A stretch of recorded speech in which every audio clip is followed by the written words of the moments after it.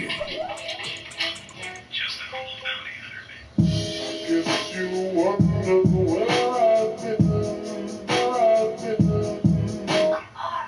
I searched to find love within you. Guess you wonder where I've been, where I've been. I searched to find love within you.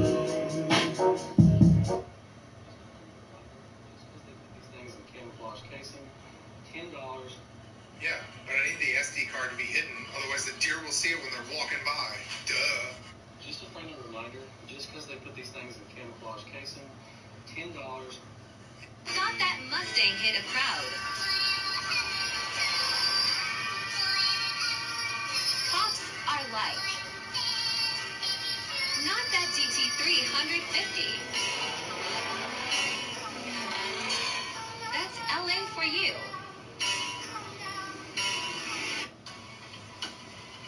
How to patch a drywall hole when there is no stud. This is why you should stock this channel. Stop waiting and go binge on this channel. How to patch.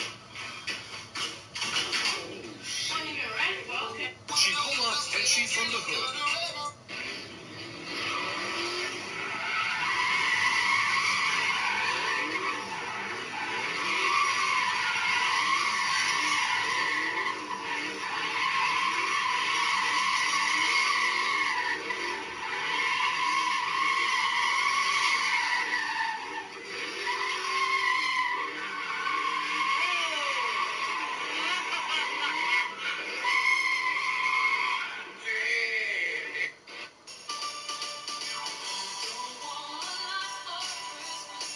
I've never wanted to be a squirrel more than when he opened that fridge.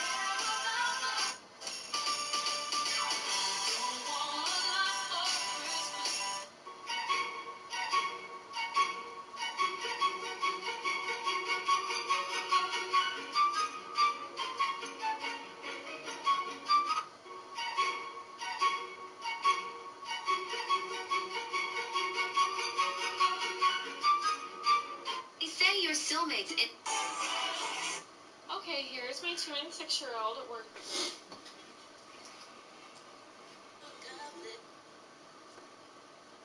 Yo, what up, what up?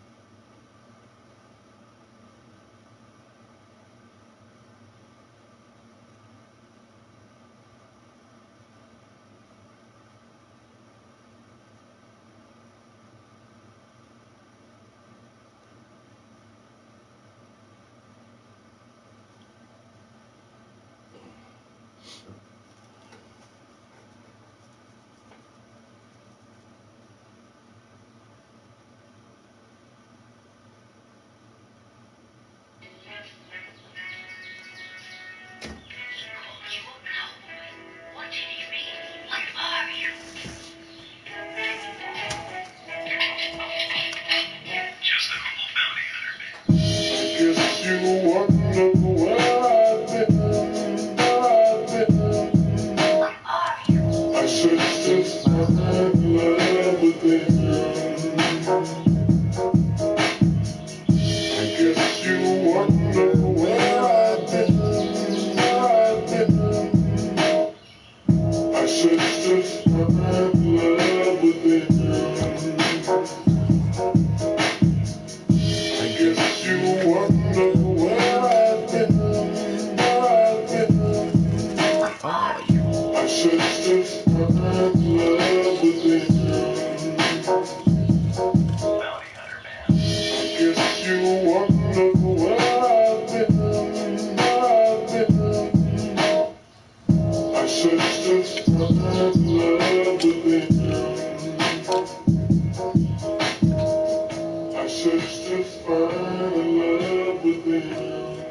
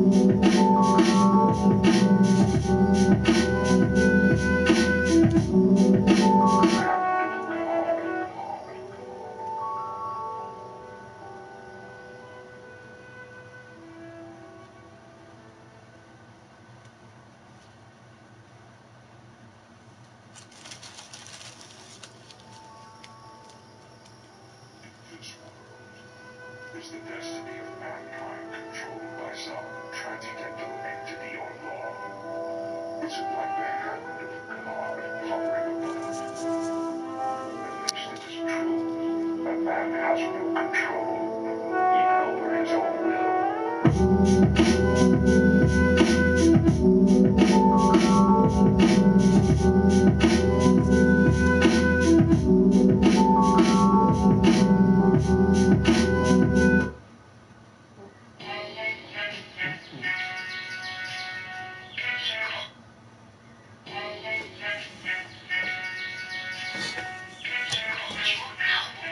What did he read? What are you?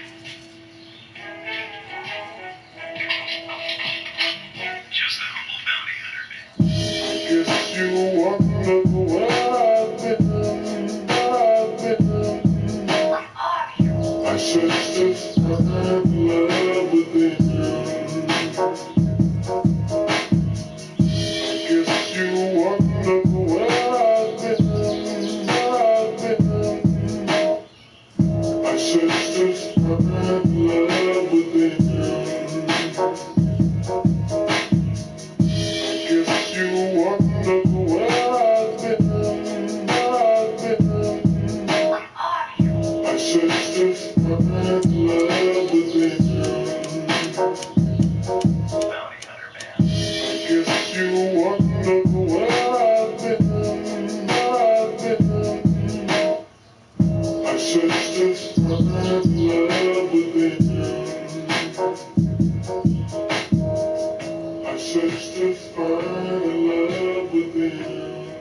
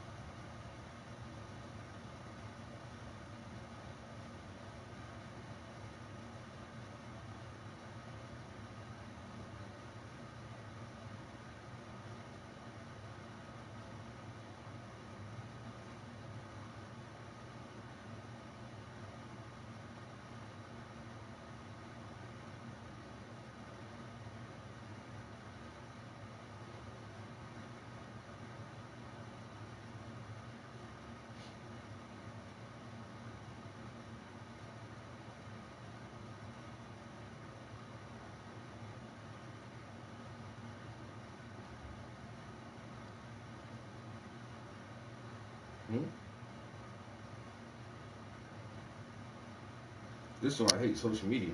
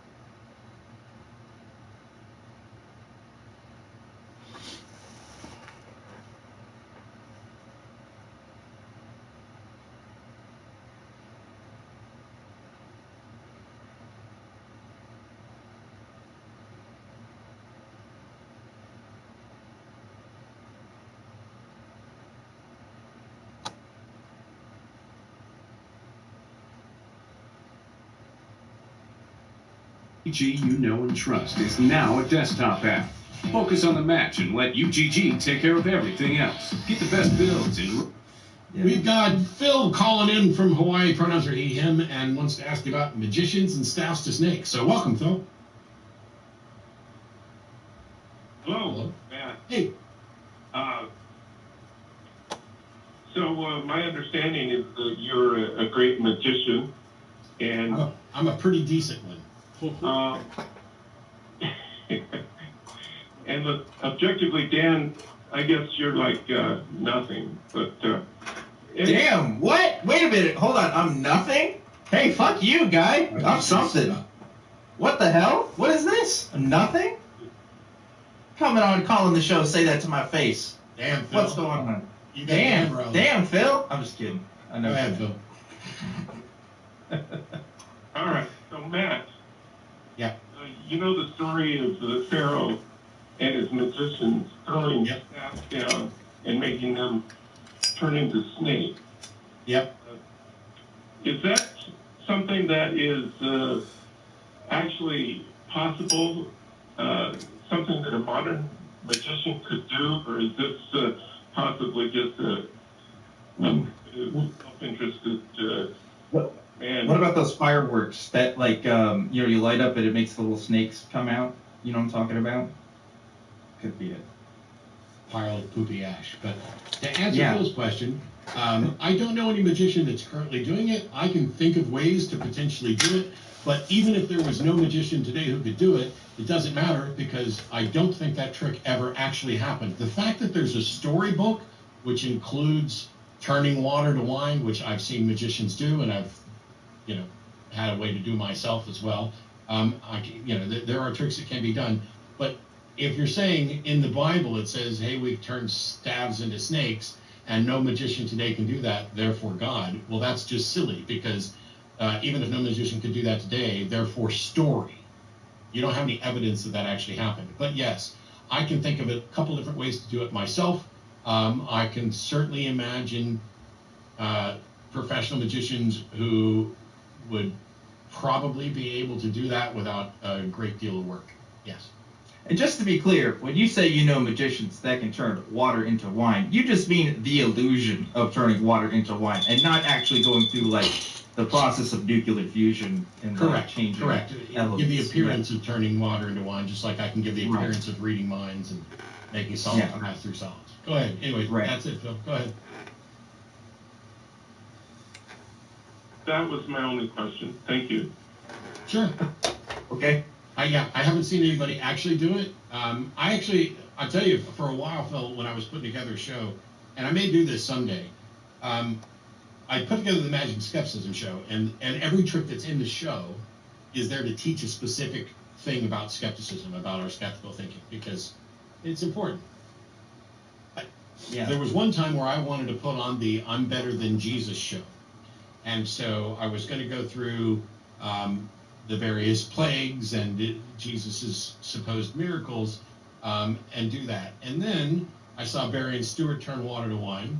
I saw Penn and Teller do the miracle of the polyester. I watched other magicians do this, and I realized while it would be an amusing thing to put together hey, look, I can do the shit that Jesus supposedly did, only better. I mean, I saw Dynamo walk on water, and, I mean, come on, it's Dynamo.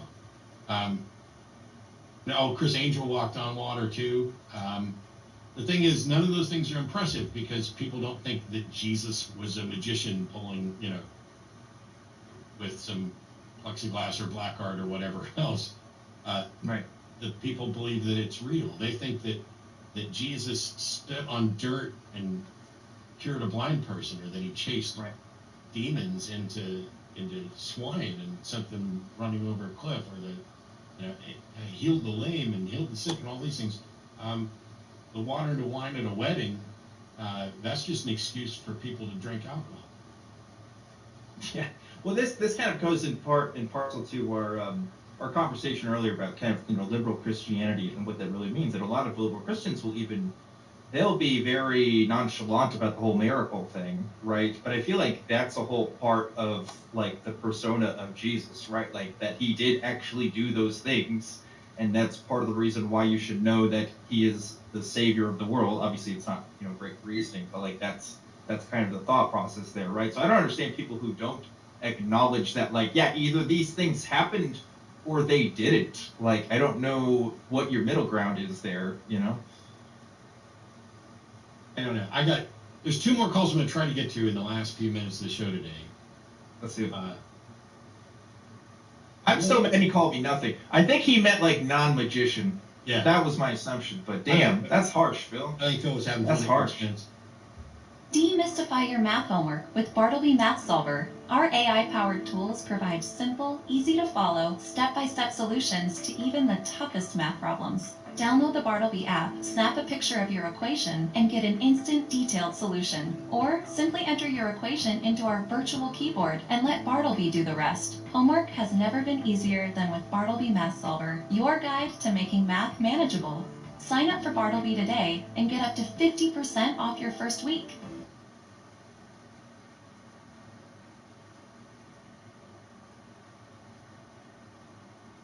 Save up to 80% during Cyber Week at Sweetwater.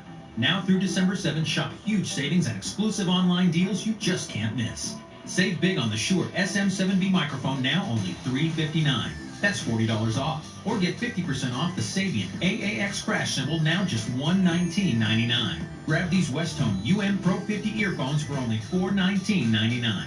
That's $230 off. So don't wait. Find these deals and so many more at sweetwater.com.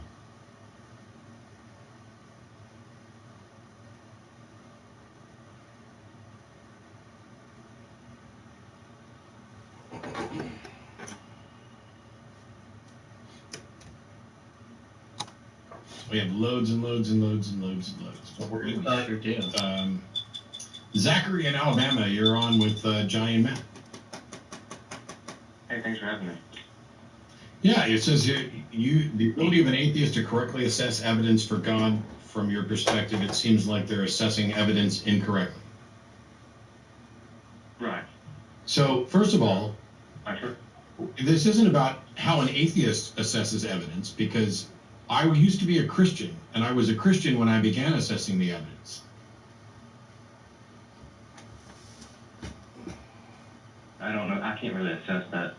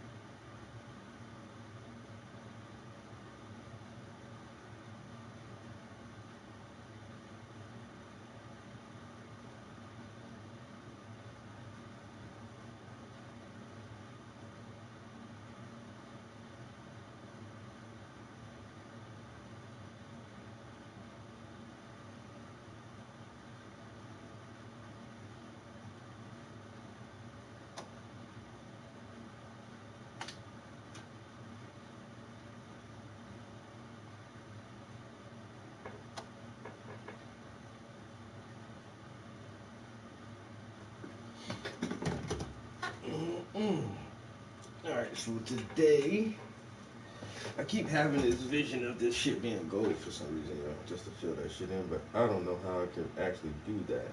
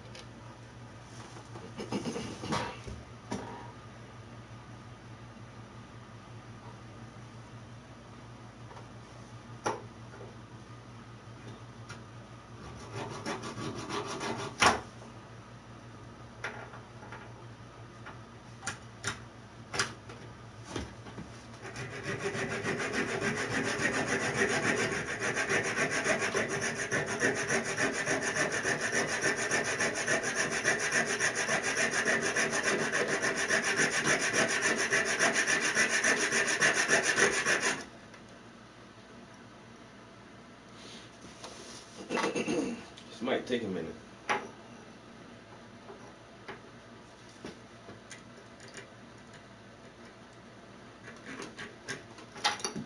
Oh, you motherfucker. How can I?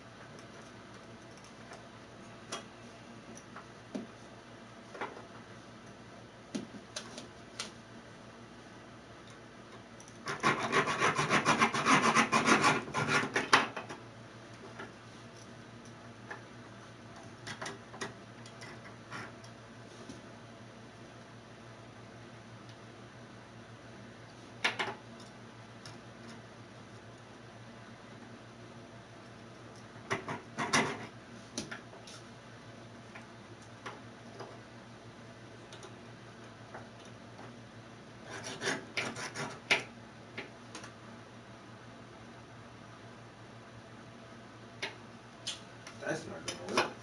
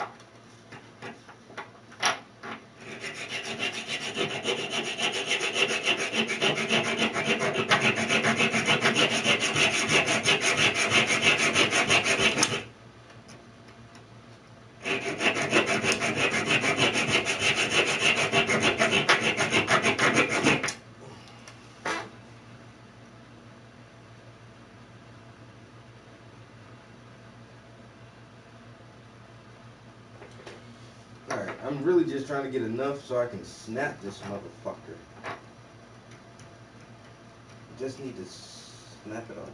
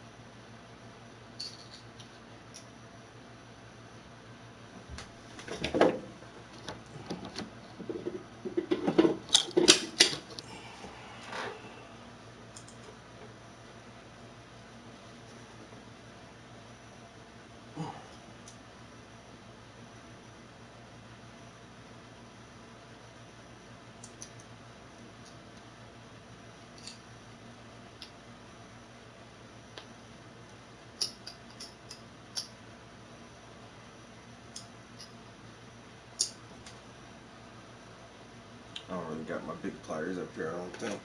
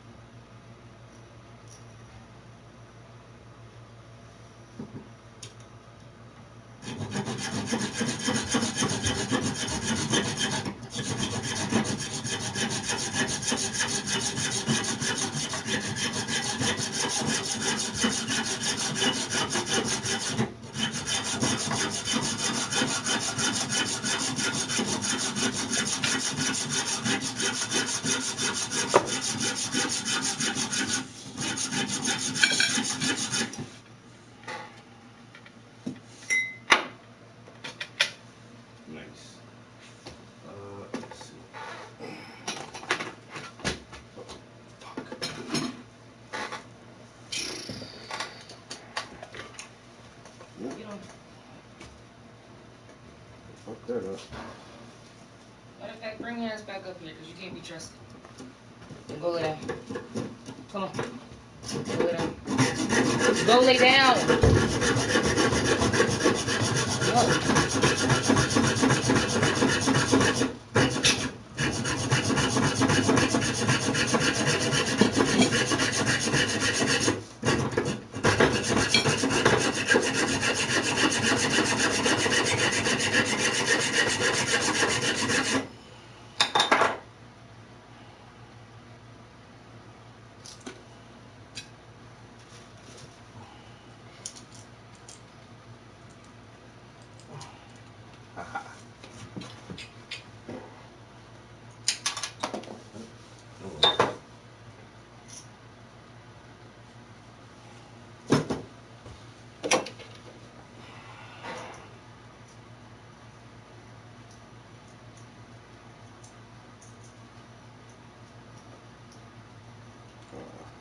Thread up too bad.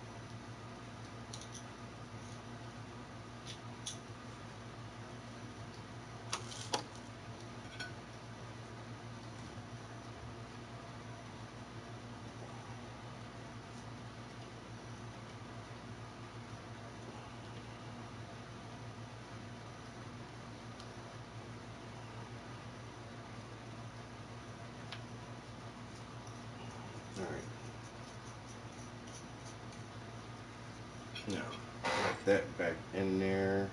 This is not working exactly how I thought it would, but I just hate to go buy another piece for this. So let's see if I can.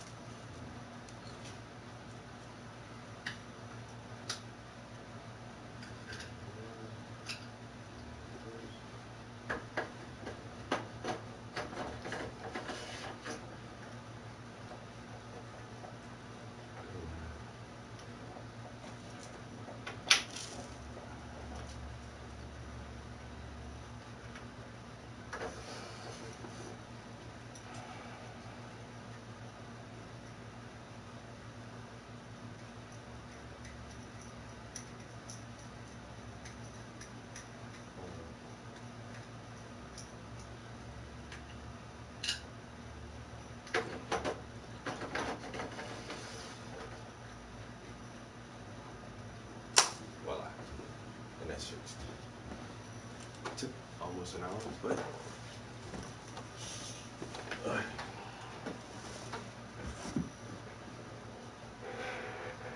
whether or not that's true, because there are many Christians who claim to be Christians, but they aren't. So.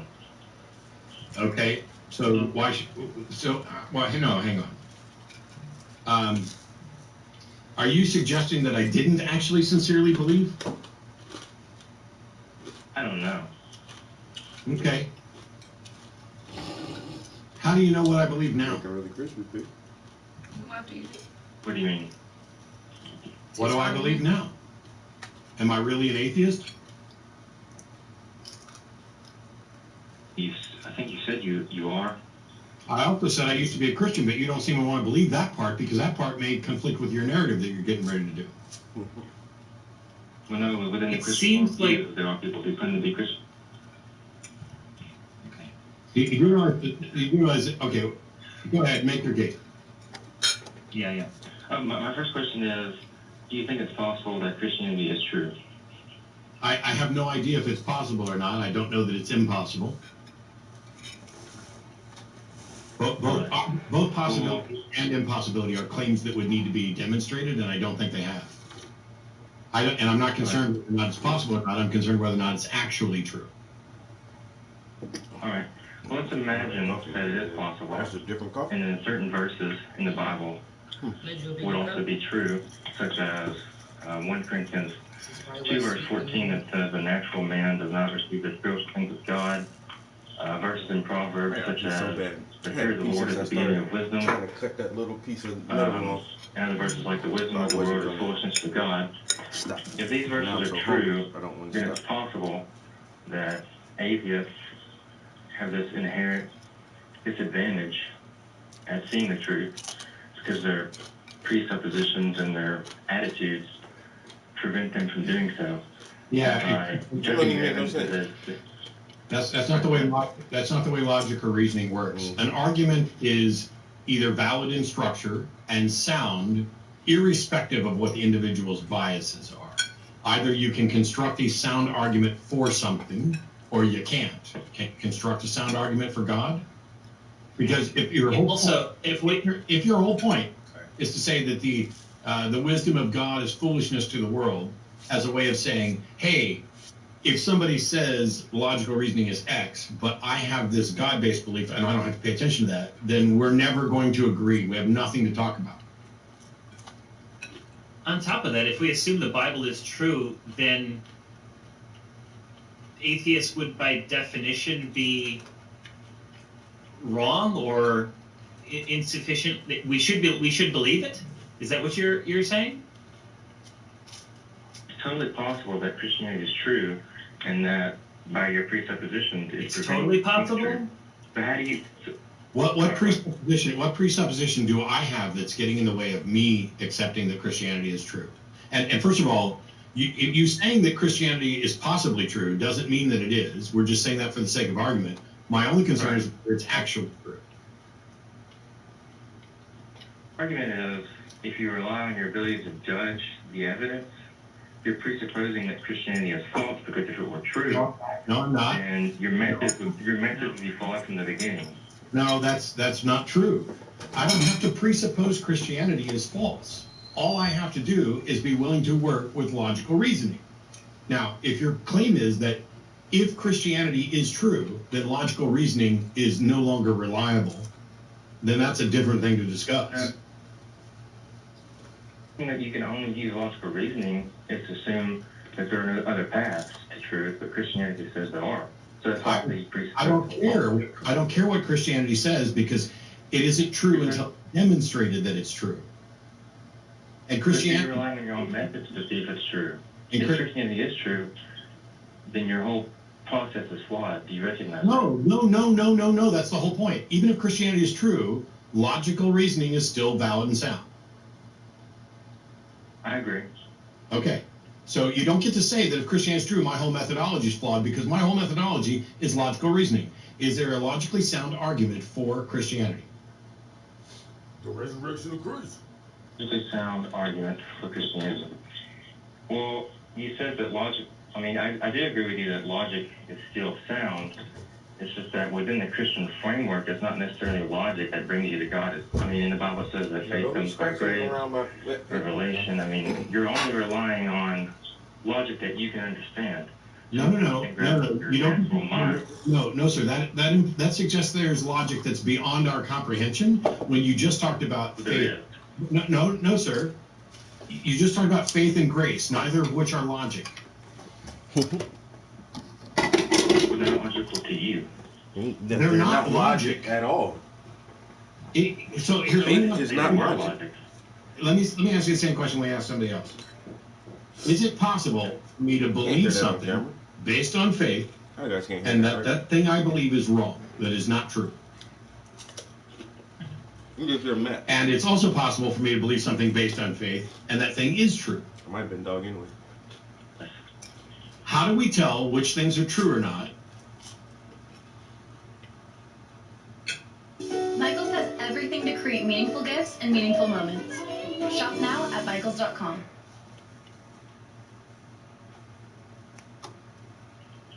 Yeah, I was going to add more and I stopped. How do we, so if faith can lead me to true beliefs and faith can lead me to false beliefs, then faith is not a reliable pathway to truth, and faith cannot tell me which of two positions is true. So what method must I use to determine which of those positions is true? Logic. Wait, so you said that faith can sometimes lead you to a true belief, or to truth, is that what you said?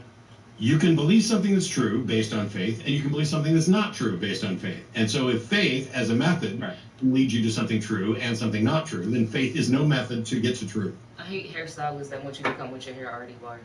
To say that faith is no method to get to truth. Only, and I'm telling you, only black women do that. And I just, like, immediately Reels washed my hair. Fine, but I wouldn't assert that if the Bible says that faith... I washed my hair and blow dried it, but I had put oil in it, and she didn't want nothing in my hair, so she just washed it for me. Lead you to truth. But you're not going to charge me an extra $10 to blow dry my hair. Not true, which means that faith is not a reliable path to truth. Right. Simply saying, I believe faith doesn't tell us whether or not it's true.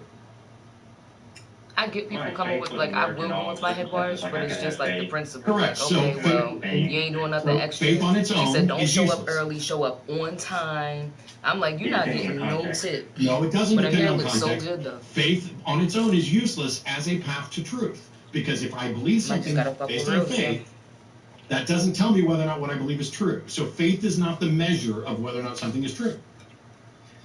I'd like to hear what you think that context is. What's the context that you think makes faith reliable? I mean, I could have faith in a lot of things.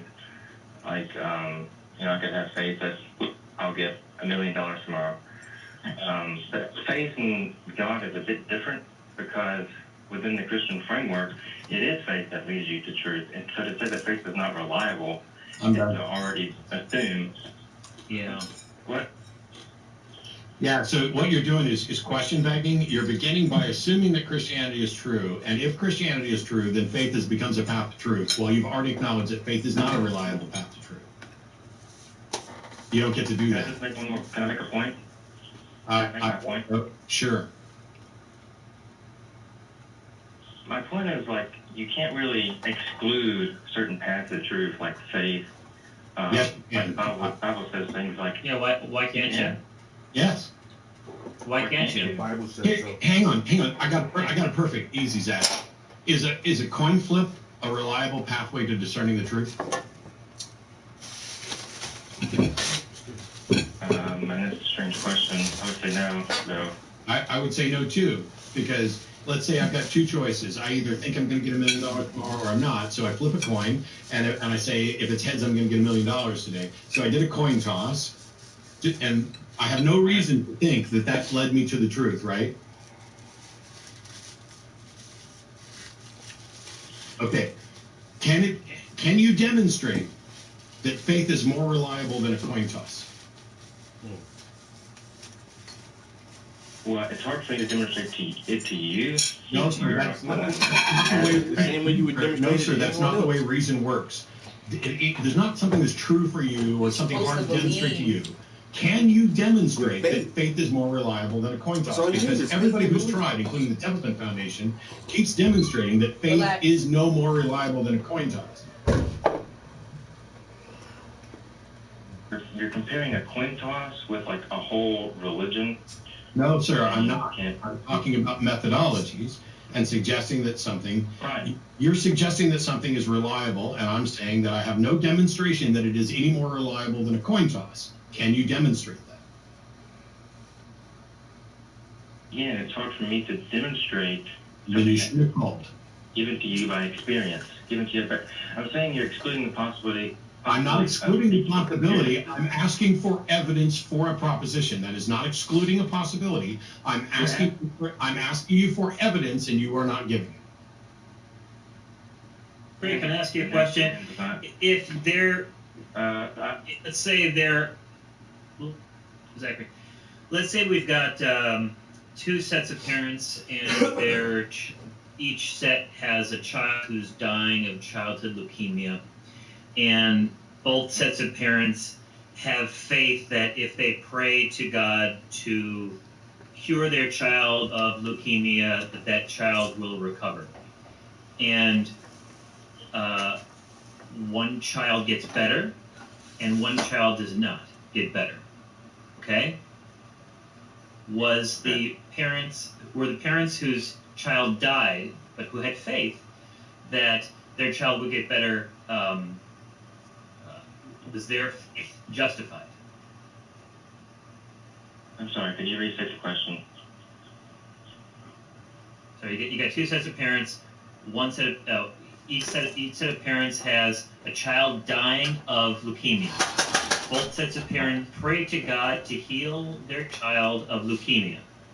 One child recovers, one child does not.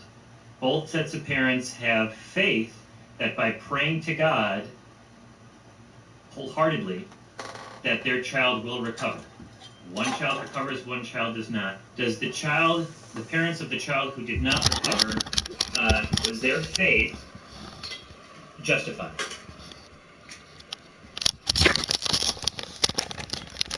I'm talking about faith through prayer. I'm talking about faith as a means to truth. I don't see how this is relevant. Can you demonstrate faith as a means to truth is more reliable than a coin toss? You say not to me, I'm heading. How do you want me to demonstrate it? I'm asking you if you can. What an absolutely telling question. I'm asking you if you can demonstrate it. Asking me how to do it. Claiming that it's a personal quest of truth through faith, not something that, oh, here's you some faith, here's you some faith. Like, I can't give faith to you. I didn't ask you to give me faith. I asked you to demonstrate the reliability of the method that you're using. If I hold up a ruler and say I measured this and it's 3 inches, and you say, how do you know that that's 3 inches? I can show you the ruler, and I can show you that it works on everything else. I can show that at least it's consistent. And if you say, hey, your ruler's wrong, that was printed incorrectly, here's the actual standard, and now we know that this is actually 4 inches, cool, we've corrected something. This is the methodology by which we go about determining whether or not something is true. Demonstrate that faith is a reliable pathway to truth. For me to demonstrate that, I have to demonstrate that the belief gained through faith For these pictures, I gotta come up without my imagination. So are you asking me, is the faith in God reliable in determining the truth that God exists? Anything. Zachary, you believe it. Explain why. I can have faith that leaping from this high part or this high cliff to the next one would save me. I don't know it. And through jumping, through having the faith, I might actually make it. And so therefore I discover the truth through faith. No. You discovered the truth by actual investigation. Faith convinced you. You didn't actually investigate God through faith. You didn't know that it was true. You didn't know that it was true until you put it to the test. It wasn't faith that led you to the truth. It is coincidence. Why would I doubt if I have It faith? is coincidence that your faith was coincidentally connected to the truth. Can you say the same for Christianity, that faith is coincidentally to discovering the truth of God? Can I say the same for Christianity? How do you know that? I'm talking about an epistemological methodology and whether or not that leads you to truth. The discovery of the truth in your example was actually jumping from one thing to the other, not faith. It was putting it to the test. That is how we get to the truth, not faith.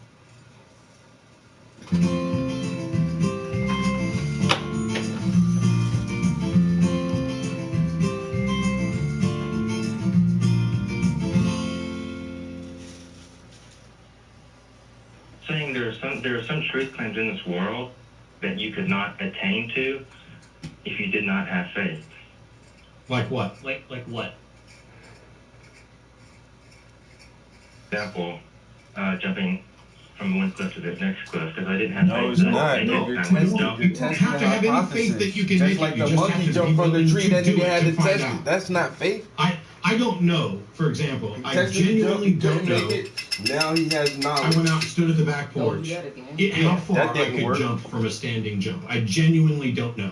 But I don't need faith that I'm going to make it 4 feet. I'm going to make it, I put it to the test by actually doing the jump. And the truth is determined by the data, not by what my internal faith led me to. Maybe I can jump 4 feet. Maybe I can't jump 4 feet. The way that we know what... I have faith you can jump more than 4 feet. I don't. The only way we can know what the truth is for me to actually do it, not the faith. Faith doesn't lead us to truth. It's not a methodology. It's the excuse people give when they don't have a good reason. Because somebody asks, why do you believe something? And you have good reasons, you give the good reasons. You don't ever say, I have faith. That's why I say, Carol. Yeah, Zachary, in what other avenues of life do you say, in what other avenues of life do you say, I believe this based on faith? I'm gonna buy this car. I think it's a good choice. I just have it on faith. No, you have it because you've done your research, you took a look at the car, you took it for a test drive, you took someone with more knowledge about cars and they did under the good examination of it. You don't do it based on faith. So your guy condoned slavery and you thought that was cool. Or when that was back in the day. So you want to be a slave. It's like a mixture of trust in your ability to actually like Matt perceive said, the evidence. You have to believe throughout that, any time in history, do you think owning another human was the right thing to do? Yeah, so the thing is... Okay then, So your you're God saying, is fucking wrong. So you're saying that you know everything that you believe. Genocide and virgin I'm rape not saying that at all. and fucking slavery. No, because you're no longer talking about the same thing. None of us are claiming absolute certainty. As a matter of fact, I don't think you can be absolute about anything. But the things that I believe are not based only on faith, because faith is not a reliable pathway to the truth. My beliefs are based on evidence. See, by relying, what type of evidence? You're excluding faith as a means for discovering evidence. No, sir, I didn't. No, sir, I did not exclude it. It excluded itself by demonstrating never demonstrating that it has that it is in any way a reliable method to truth. It excluded itself in the same way that the coin toss excluded itself. Is not using the lack of evidence to make a claim that faith can never be valid. That is you haven't experienced it to be valid. You say it isn't valid. No, sir. No, sir. I wish you would fucking listen. Can faith, as I said 20 minutes ago, that's being optimistic and if you take something on faith, you might be right and you might not be I'm a right. very optimistic person. Yeah. But I'm not You're like, right. The justified God's belief coming that to you are see right us, or is based on the this is evidence like, and not no, based on it faith. doesn't make sense. Because faith has no mechanism to tell you whether or not you're right.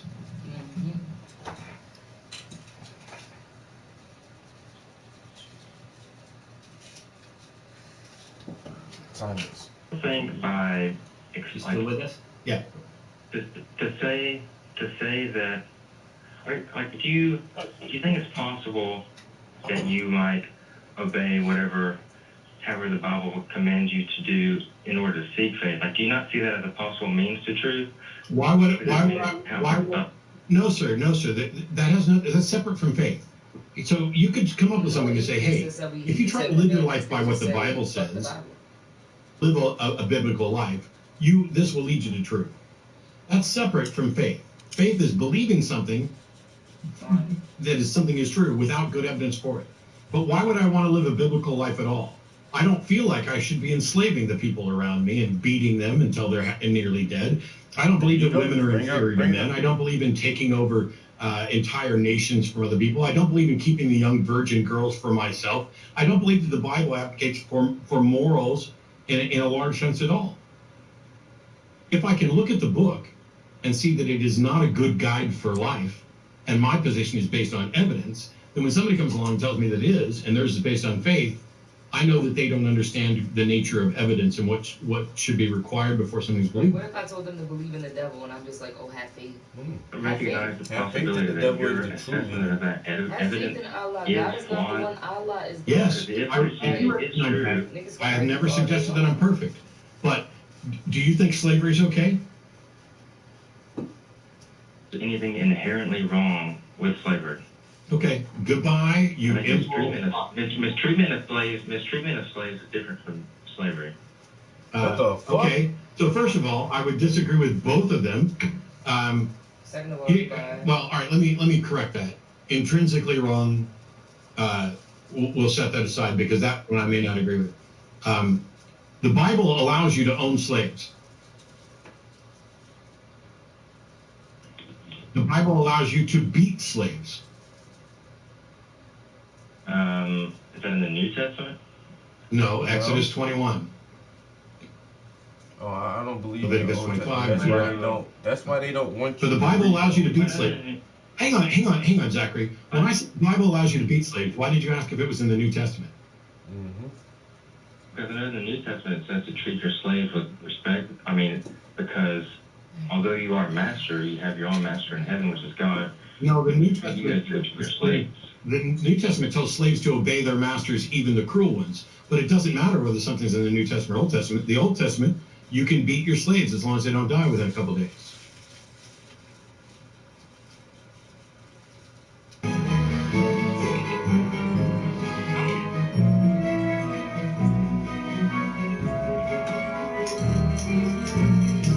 Stir your guests with a Hendrix Cranberry Fizz.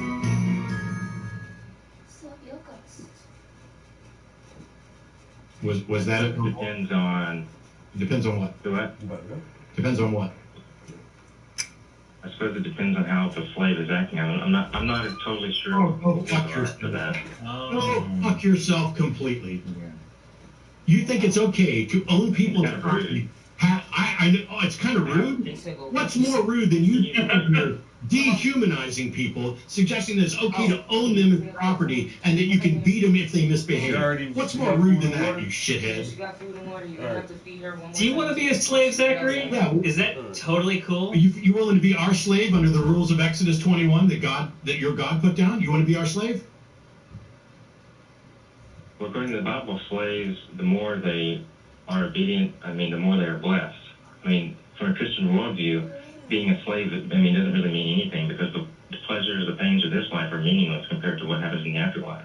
Aha! I'm sorry that you have given yourself, sacrificed both your intellect, your sound, any hope of a sound epistemology, and your sense of value as a human being on the altar of a repugnant, immoral book, such that you can sacrifice. Such that you can sacrifice the entirety of the only life you know you're going to get, as if it was just a place to wipe your feet before the real life begins. The rest of us are going to focus on this life because it's the only one we know we're going to get, and we're going to do what we can to encourage people to treat them well, treat each other well, to not have slaves, to not have women as second-tier citizens, because I don't give a fuck what happens in another life. I care about what happens in this life. And if you don't care what happens in this life, why did you call? Don't care what happens in this life, why did I call?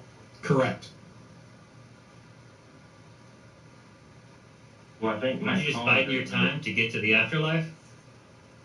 He's still here. Why am I still here? Yeah, did you brush your teeth today? Why'd you bother?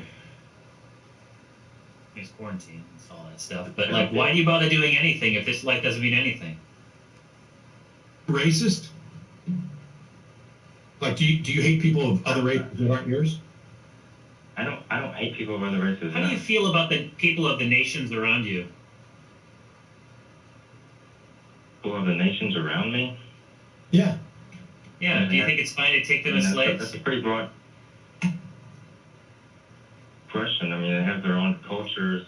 Is there anything wrong? Is there anything wrong with being racist? After all, this life doesn't matter, right? So there's nothing wrong with being racist? There's nothing wrong with killing people, right? Well, that could affect your soul, and it would therefore affect you in the afterlife. Doing certain things. But hang on, Zachary, if I killed a bunch of people and hated a bunch of people for their race and I raped a bunch of people, can't God forgive me for all that? well, God could forgive you, but that's relying on the possibility that you would actually, become a Christian afterwards, which is pretty risky in my opinion. So you think that God can just forgive me for raping and killing and enslaving and being a racist, and that this somehow makes up for it? If you repent and change your lifestyle and you're renewed, because Christ did pay for all sins, yes. Okay. No one's perfect. How did he pay for all the sins?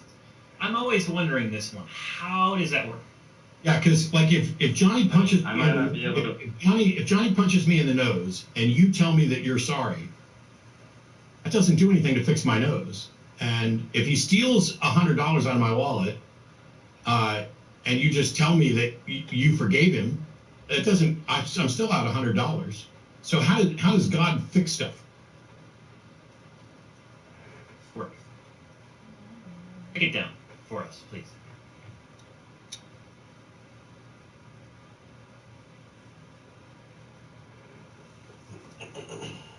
Okay, well, he hung up. Well, it's frustrating to me to watch the people who genuinely don't care about this life when they really, really do. They tell you, oh, this life is like dirty rags. Yes, I'm familiar with that verse, and I think it's polluting minds, because I don't think this life is like dirty rags. I think this life is both wonderful and terrible. I think it is filled with good things and bad things, but it's the only life that I know I'm going to get. And if you tell me, you might as well come to me and say, hey, you know what? If you just jump off this cliff, actually, let me push you off this cliff right now, because then you're not committing suicide. Which, by the way, the Bible isn't against. That's a cow. They invented the anti-suicide thing at some point. But then you speed yourself on to the afterlife. It's like we talked about with Andrea Yates drowning her little kids. If you loved your kids and wanted to make sure they were going to spend eternity in heaven, that's the best thing you could possibly do. And yet we look at that, even Christians, even the guy who just hung up on us, and they would all look at Andrea Yates as if she was a monster, because she was. So it's funny that the truth can be sitting there staring you right in the face, and religions keep you from recognizing it. This year has been stressful, but then I found Headspace. It only takes a few minutes to start feeling better. I can sit still and find joy. Joy. All I needed was a better, happier, healthier Headspace. Save now at headspace.com. I'm getting paint on myself. Damn it. Hey everyone, so some of you may be aware of my Flat Earth debunking videos, and a channel named Modern Day Debates reached out to me after seeing those to see if I wanted to come on the channel and debate a guy named Kent Hovind about young Earth creationism versus evolution. So I looked up who this guy is, and it turns out he's this like slimy car salesman kind of a guy. Introduces himself as Dr. Kent Hovind and claims to have multiple doctorates, has no degrees of any kind, not even a bachelor's degree, claims to have taught high school science for 15 years, never taught in any school, basically homeschooled some kids in a church, actually went to jail for tax evasion for 10 years. So this guy is like a major scumbag. So naturally I wanted to kind of take a bite out of this guy. So I looked up a lot of his debates, and it turns out he just has the exact same ridiculous talking points. They're all either flat out lies or at the very least just total misrepresentations of science. He both does not understand science and misrepresents it deliberately. This is how he makes a living. He lies and he brings in donations that way. So I decided I wanted to do it. I want to make it clear that I don't attack religious people this way normally. I saw from the debates how much he dodges direct questions and how he just changes the subject when he knows that he does not have the ability to discuss the science at that moment. So I knew I was going to have to bully him around a bit. And again, I do not do this to religious people normally, okay? This guy is a con man that lies to people for money. I would never go and attack someone's religion this way normally. So I just wanted to offer that up front. I definitely was very aggressive in this. I didn't do quite as well as I'd hoped. I'll chalk it up to lack of experience. He definitely, every time I would demolish one of his points, he would just, he's like a greased pig. You pin him and then he just squeals and like squirms out of the corner. He evades direct questions. I mean, he's got a script he's been running for about 30 years, and this is what this guy does, and this is how he earns a living. And he apparently 10 years in jail he didn't learn his lesson, and he's still doing the same crap. So anyway, this may or may not interest you. It's about debunking young Earth creationism, and there are definitely some good moments in here. There are definitely some fun moments. So give it a watch. See if you enjoy it. Thanks a lot. Hey everybody, today we're debating creation evolution, and we're starting right now.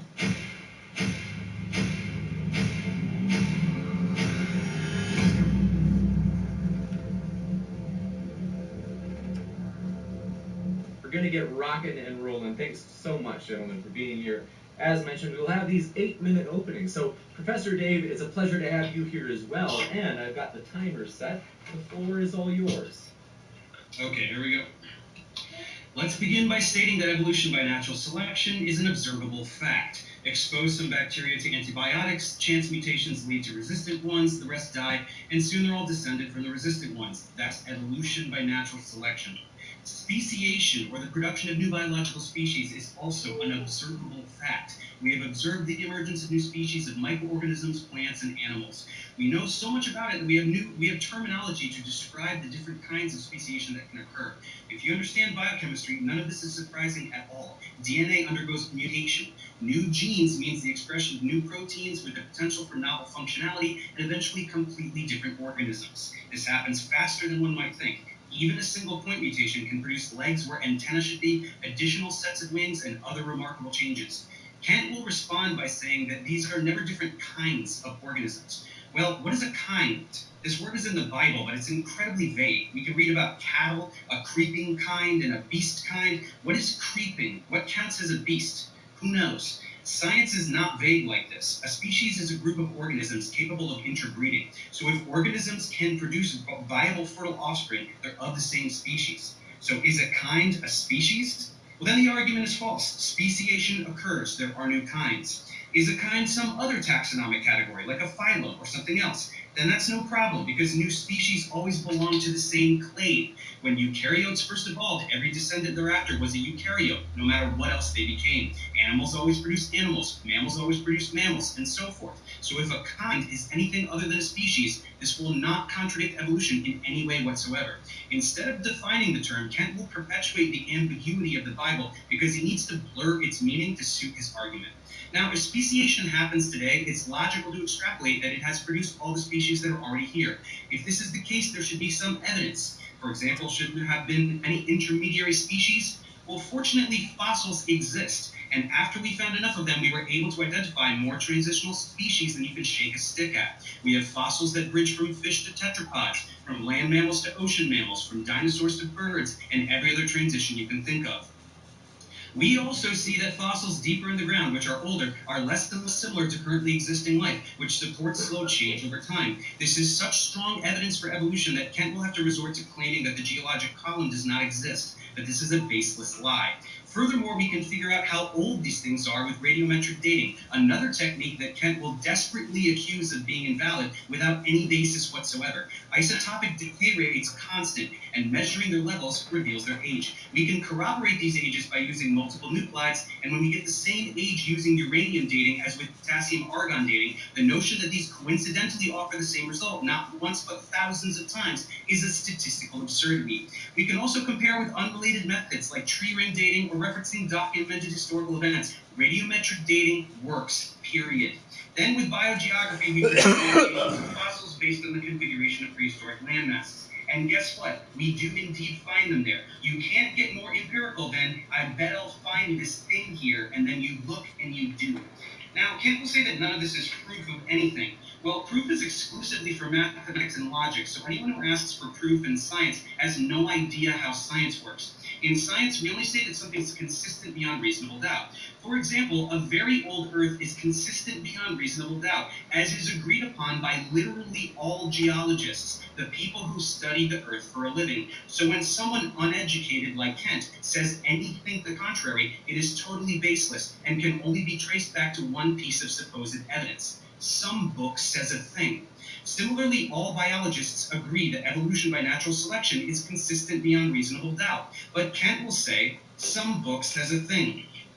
Kent also strangely proposes that many unrelated fields are somehow part of evolution. Most people would refuse to discuss these subjects in a debate on evolution. However, I'm very interested in demonstrating that Kent has no idea what he is talking about in virtually any academic field. So I'm going to permit the discussion of these topics, and I hope very much that he wishes to discuss them. In fact, let's introduce them now. Kent wants to know about what he calls cosmic evolution, which he thinks is the origin of time, space, and matter in a huge explosion. The Big Bang was actually the origin of space-time and energy, not matter, and it wasn't an explosion. Uneducated people like Kent imagine the Big Bang as fully formed planets and galaxies tumbling out of a kablooey graphic. This would indeed be quite absurd. In actuality, the model describes the universe arising from an initial singularity and then progressing through a series of epochs that require a lot of knowledge in particle physics to understand. Atoms took 380,000 years to form, and stars and galaxies took 150 million. There's overwhelming evidence to support all of this. 1, the recession velocities of galaxies and the expansion of the universe. 2, the cosmic microwave background radiation, a remnant of the recombination event predicted by the model and confirmed observation. 3, the ratio of hydrogen to helium that is predicted by the model and confirmed by observation. 4, hypothetical particles from early epochs that are confirmed in particle accelerators. Astronomers unanimously agree that this model is consistent beyond reasonable doubt. So when Kent begs to differ, once again, he can only respond with, some book says a thing. Next, Kent wants to know about what he and no one else calls chemical evolution. He wants to know where all the elements come from. They're made in stars, Kent. This is immaculately well understood. The process is called stellar nucleosynthesis. It's really hot in those stars, so all those nuclei are whizzing around, and sometimes they fuse. 2 protons gives us helium, 4 is beryllium, 6 is carbon, 8 is oxygen, and so forth. This goes all the way up to iron inside a star. Heavier than iron requires high-energy events like supernovae, and the very heaviest are synthetic, produced only in particle accelerators. There is all the elements, no problem.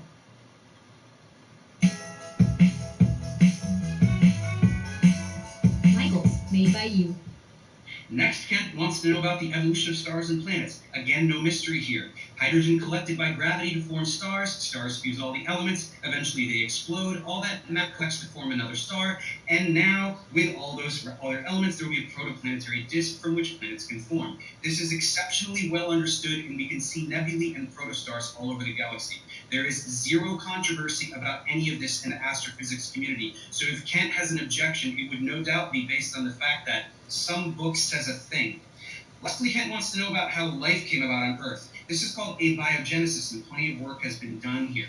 In the 50s, it was shown that amino acids form spontaneously in early Earth conditions, and the same has been shown for nucleotides. Ribonucleotides polymerize on hot clay to produce RNA, and we've observed ribozymes which have catalytic function and thus offer an early mode of self-replication. Amino acids must also polymerize to form proteins, and there are several viable hypotheses as to how this happened. If Kent is interested in discussing organometallic catalysis, I would be happy to elucidate further.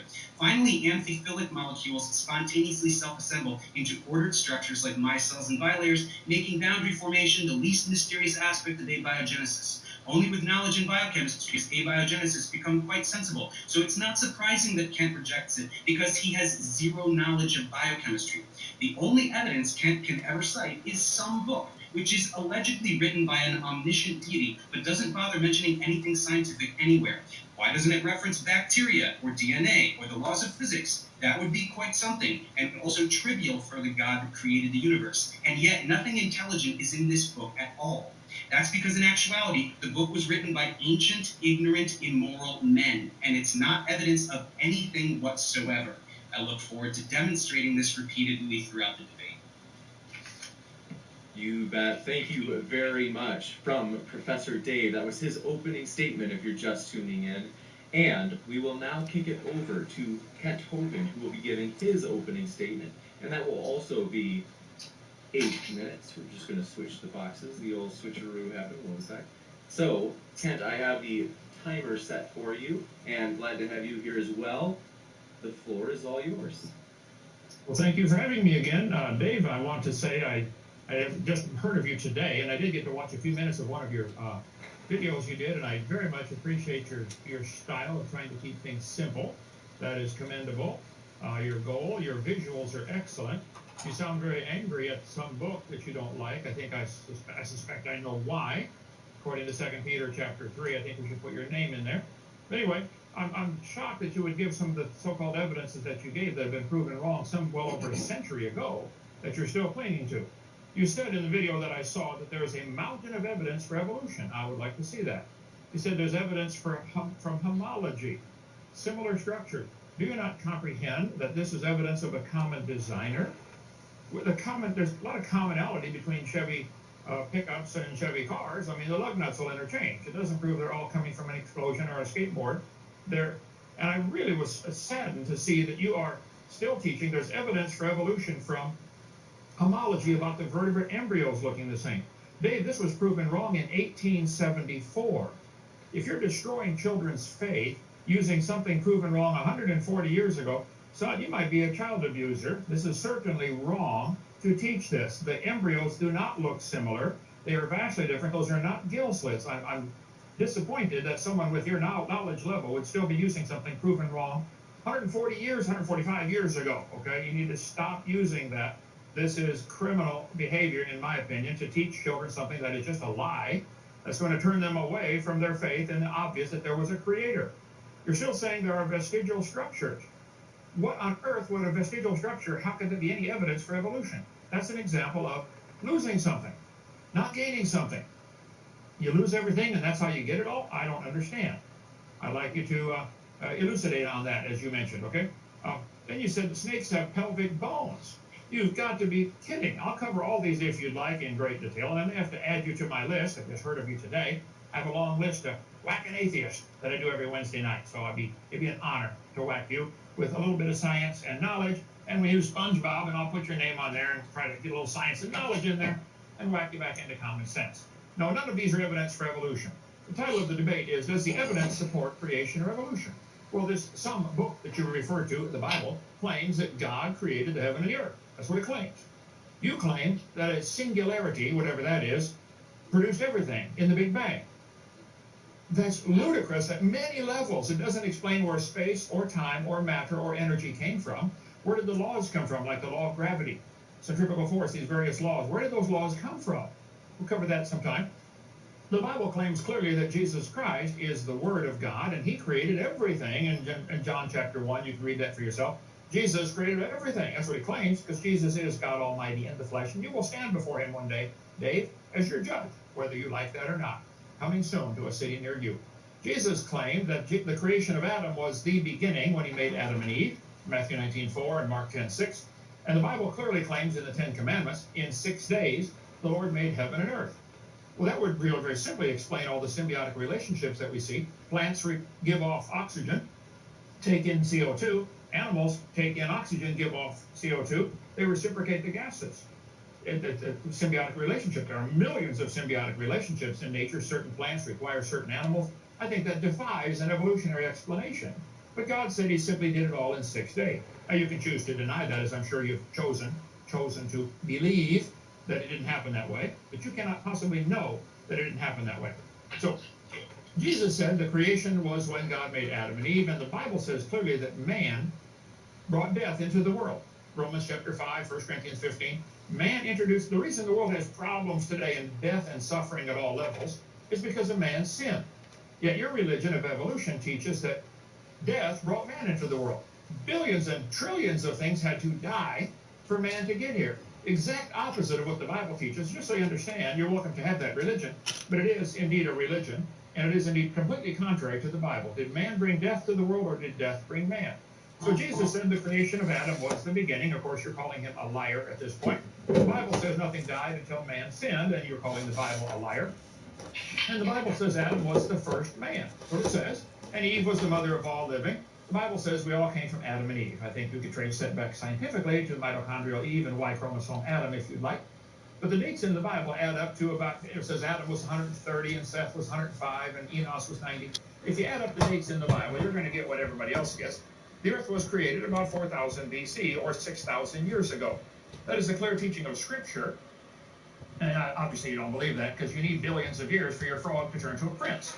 You see, Dave, when a frog turns to a prince by kissing it... Yo, I can't believe that some people still actually wholeheartedly think that the Earth is only like 6 or 10,000 years old. Like, that's so awkward, bro. But dinosaurs, man. Dinosaurs. And they're like, oh, dinosaurs aren't real. Then what are the bones? The bones are made up. You know what? I ain't gonna lie, they almost got me on that shit too. That the bones aren't real, because technically, like the dinosaur bones you see in most museums they say they're replicas made out of whatever kind of material, plaster or something, that they're not the real actual bones that the scientists study. They're not the real fossils. And it's like, I kind of get that. You know, you probably just make a cast out of it and you don't actually have the real fossil like out in the public so somebody can fuck that shit up.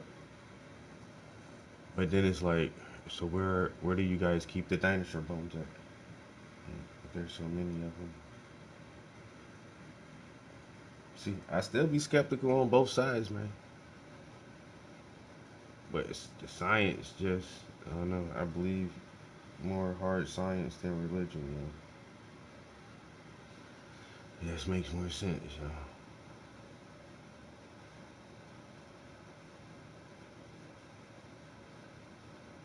I mean, but even now with like, we're just finding older shit on this planet, yo, that's older than 6,000 years, 10,000 years, yo. But young Earth creations, like, y'all dead ass still really believe that shit, yo.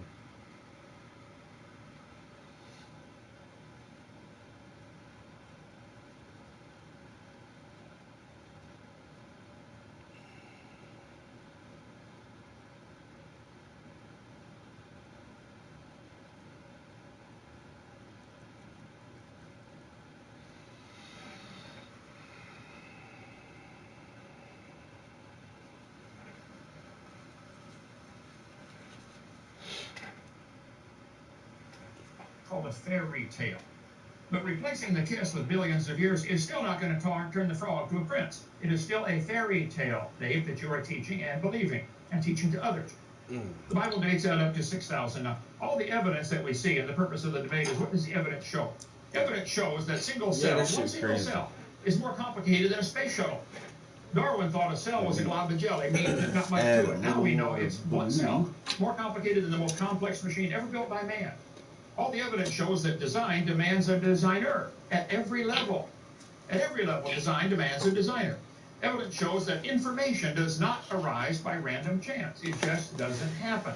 So, let's see, 1402. I won't have time to cover all this, so I'll add this when I do the Whack and Atheist here. Let's see, Alt-DV, 1402. What's happening here, Steve? It's not working. Steve. I've got it on this one. Oh, there it goes. Okay. 1 second. Dave, I was also going to mention, I think that your camera might have stopped, just so in case you didn't know. Not a big deal. If it did it? Okay. Are we on? There it is. Are you pausing the time here, John or James? Yeah, I can do that. Okay. Okay. In the movie with Tom Hanks, The Green Mile, it was a fact. There was evidence that 2 girls are missing. No question. The girls are gone. A massive manhunt was organized. It is a fact, in the movie at least, John Coffey is found holding the 2 dead girls. That's a fact. The evidence showed clearly they're missing. When they're found, he's holding the 2 dead girls. It's a fact. He was arrested and executed for the crime, in the movie at least. So that's a fact. That the evidence showed that he did it. It was also a fact that he didn't do it. It's a fact that this guy did it in the movie. So I think what you're looking at is you're completely misinterpreting the evidence. You're seeing similarities of different creatures and assuming, you're concluding, common ancestor rather than common designer. You're doing the same thing that the people did in the movie here with executing the wrong guy. you're executing the wrong guy. You're claiming this book right here, which you obviously have quite a hatred for some reason. You're claiming this book has errors in it. I'd like to see some of those errors. You're claiming it's not a science book. It has absolutely no science in it whatsoever. Really, I think I could show you thousands of scientific facts in this Bible. It says in this book that all the animals will bring forth after their kind. Cows produce cows, dogs produce dogs. That's a fact, Dave. This book says they'll always bring forth after their kind. Would you please show me where any animal has ever brought forth something other than its kind? And no fossils could possibly count. I can't believe you listed as evidence fossils. As you know well, fossils don't count as anything except something died. Bones in the dirt do not indicate something changed. Why does no animal today have the ability to change to something else, but you think a bone in the dirt could do it? That's not science, son. Bones can't talk. They don't have a date stamped on them. We're putting our interpretation on them. No plant or animal today can produce anything other than its kind. And if you object to the word kind, I'm sorry. The word species is also pretty hard to define exactly. I covered that the other night in my Bible study here. Whack an atheist. What exactly is a species? If you look up species, it'll give one of the definitions of species as kind. I think in 99% of the cases, it's obvious what a same kind is. Okay, I think my time is up. Anyway, love your style, love your goal. You're completely wrong, Dave. I'll try to get you converted tonight. Okay? Go for it. Okay, ready to discuss? You betcha. Sure. Absolutely. Okay, so apart from the same ridiculous pageantry that you offer in every debate where you talk about frogs turning into princes and cars assembling from tornadoes, all of which have nothing to do with evolution whatsoever, but you use to trick simple-minded people into believing your lies, most of what you talked about in your 8 minutes was based on the Bible, not science. So you talked a lot about the Bible. So let's go to the Bible first. Number one, why do I care what the Bible says? And number two, you mentioned something about there's nothing wrong in the Bible or something like that. Is that what you're saying? I've read it for 51 years. Huh? I've read it for 51 years now.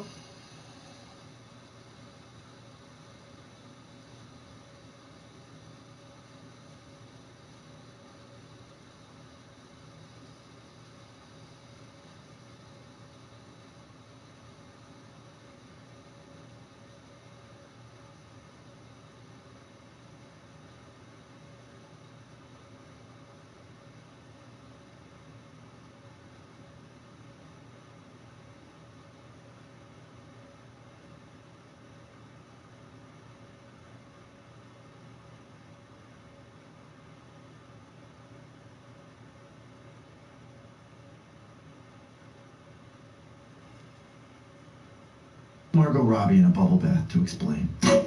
Basically. Oh, hello. It's your favorite tech bro, Elon here, disrupting bubble baths. Kind of like how Reg A is disrupting investment startup models. Reg A, you say? Isn't that the music that you listen to with Joe Rogan smoking a massive spliff? It is. But it's also a way to democratize who can invest in exciting new startups from the ground up. See, historically, the SEC only allowed accredited investors, or people who personally knew the owners of the startup to invest. The SEC.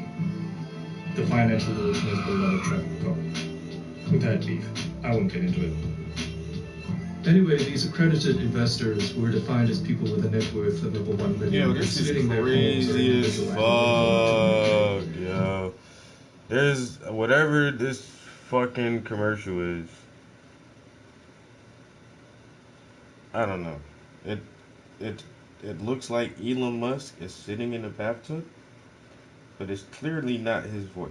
So obviously this is like a deep fake where they just face swap Elon Musk with some dude sitting in the bathtub. But this shit looks so real, like, oh my god, yo. This shit looks so, it really looks like he's sitting in the tub talking, yo. That shit is crazy. Yo. But now, like, once again, yo, you ain't gonna know if we got a fucking real president or not, yo.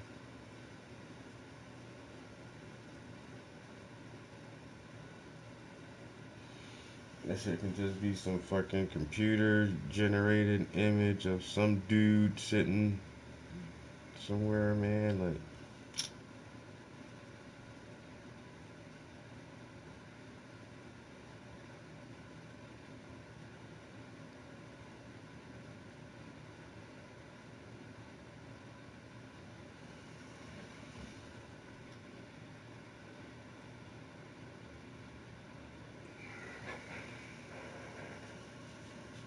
Mm-mm.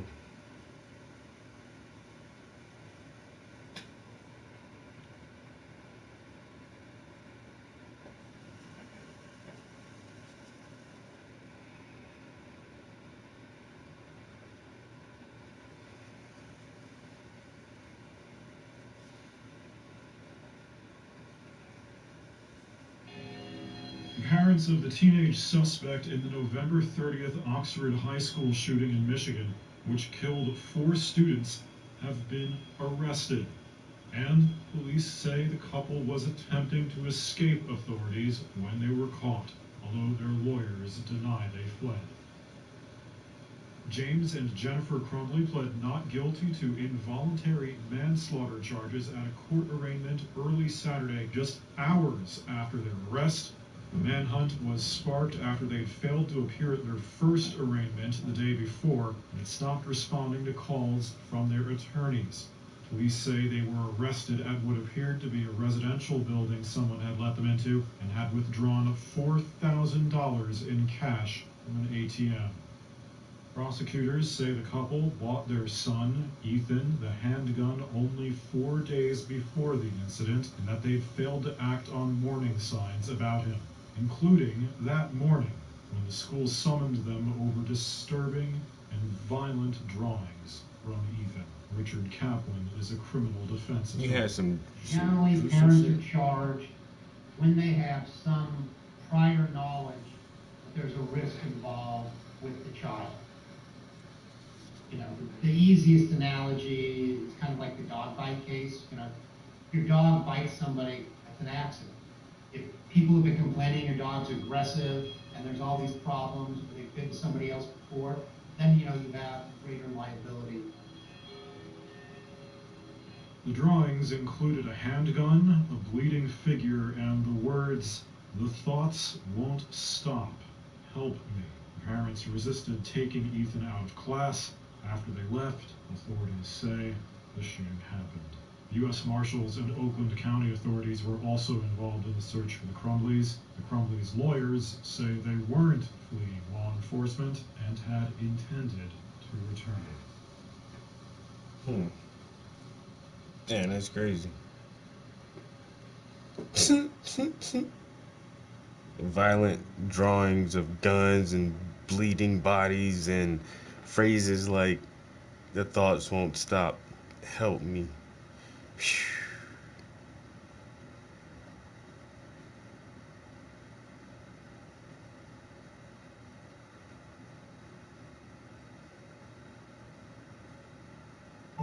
Grammarly does more than catch errors. With Grammarly, you can find really good, no, perfect work. Ruia College of the University of Mumbai, which was established in 1937, was one of the top academic institutions in India. Today, Ruia College principal, Dr. Anushree Vakur. So the young boy is fucking Indian from Mumbai. I say them Indians and Arabs, man, them motherfuckers been on that map for 1,000 years, man. Good afternoon, students, and welcome to my physics class.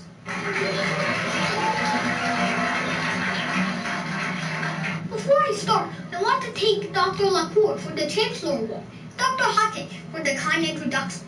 I'm very overwhelmed to be here at Ruia College, University of Mumbai. I just arrived here at your campus from the University of Pune. At the end of the lecture, I will fly to Delhi to meet with Nobel laureate Kailash Satyarthi.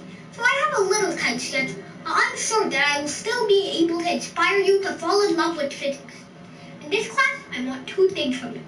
1, everyone needs to ask me at least 1 question, because you can't discover anything unless you ask a question. In fact, Sir Isaac Newton was able to lay the foundation of physics by asking questions. One day in 1665, he was sitting under an apple tree in his home, Wolfsburg. All of a sudden, he saw an apple fall. He looked at the sky and he saw the moon. He immediately asked, if an apple falls, does the moon also fall? He wanted to solve this falling apple and falling moon problem. But math of his time wasn't advanced enough to allow him to solve I forgot to share this. So he invented calculus. I forgot to share this other video that I was watching yesterday.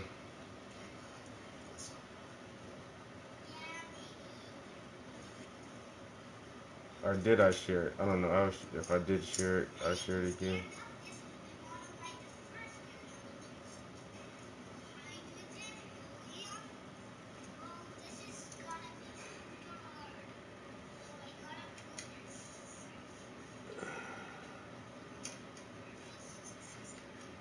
Let's see.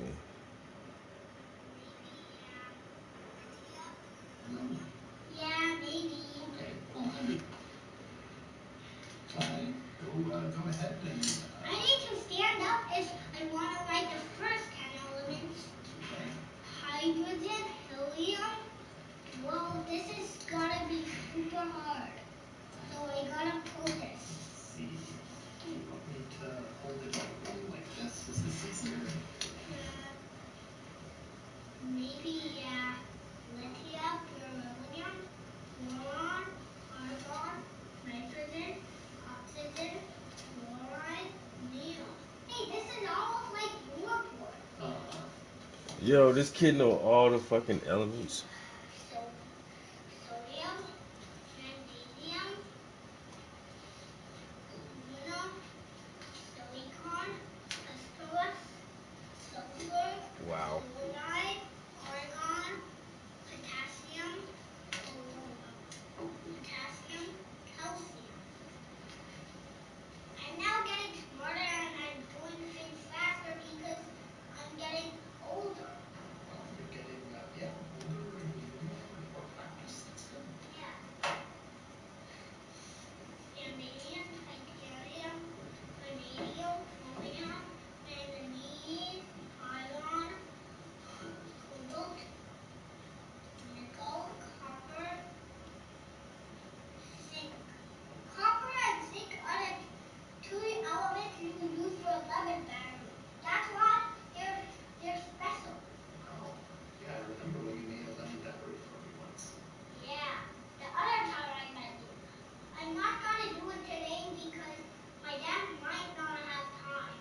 Okay, you can make another lemon battery maybe some other time. Yeah. So, gallium, germanium, arsenic, selenium. Oh wait, arsenic, selenium, bromine, krypton, rubidium, platinum, yttrium, and zirconium. If I make a mistake on the periodic table, that's okay because everyone does mistakes. That's true. Everyone does. Yeah. Thorium, niobium, molybdenum, technetium, rubidium, norium. Wow, this is pretty. Your markers are pretty better than compared to mine. Okay, well, yeah, if you need another marker, you can always borrow. I don't need it. I already have a marker. Sodium. Wait. So, barium, palladium, silver, cadmium. Yo, this fucking kid is amazing. Squarespace lets you run your brand like a business with e-commerce and more. So you can have longevity and Don't worry, we don't need this eraser. I could erase with my hand. Okay, if you want.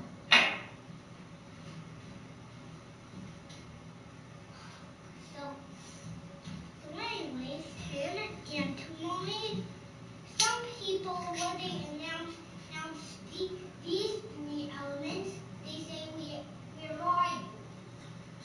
Yeah, totally. But this time we're not going to see it. Okay. Antimony, beryllium, iodine,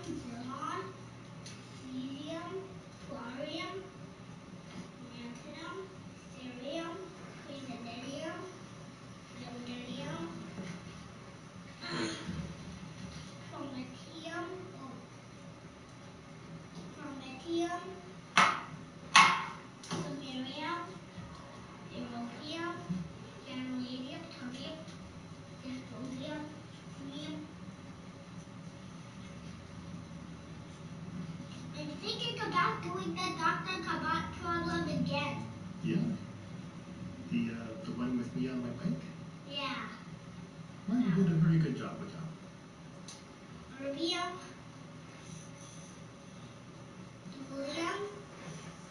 did you have any questions why Julium is icon as a planet in the periodic table song?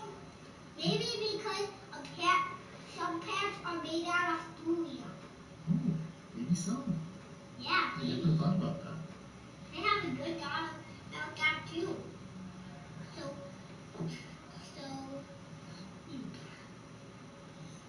So there's a thulium, ytterbium, lutetium. Hey, when we were at Sterium, we were at the Mantonite. I don't want to write that right now. Okay, we don't need to. Yeah. Lutetium, hafnium, tantalum, his medium, osmium, iridium, platinum. What's after platinum? Wait, it's gold, right? Okay. Gold, mercury, gallium, bismuth, lead, rhodium, aspartame, radon, francium. Daddy's running out of time. That's why I have to, but I still want to complicate this. That's why we might want to do this faster. Alright, so you're gonna zip through the periodic table. Nope, not in a rush.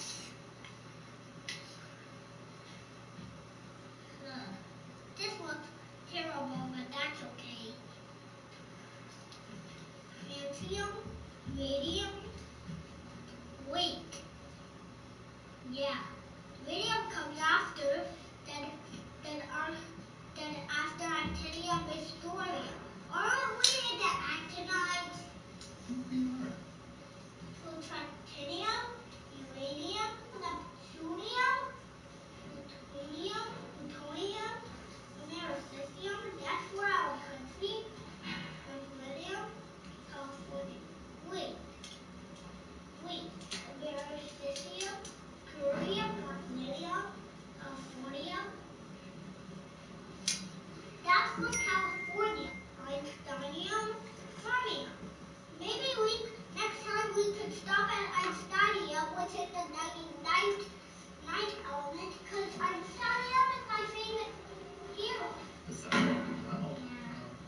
Well, very good. Well, I have a question, which is, could you tell me about the electron configuration of oxygen? Yeah. It's very short. Oh, okay, what is it? Here's a nucleus. Okay. So what else? Here. 2s, there's 1 room also, and 2p is the 3 room.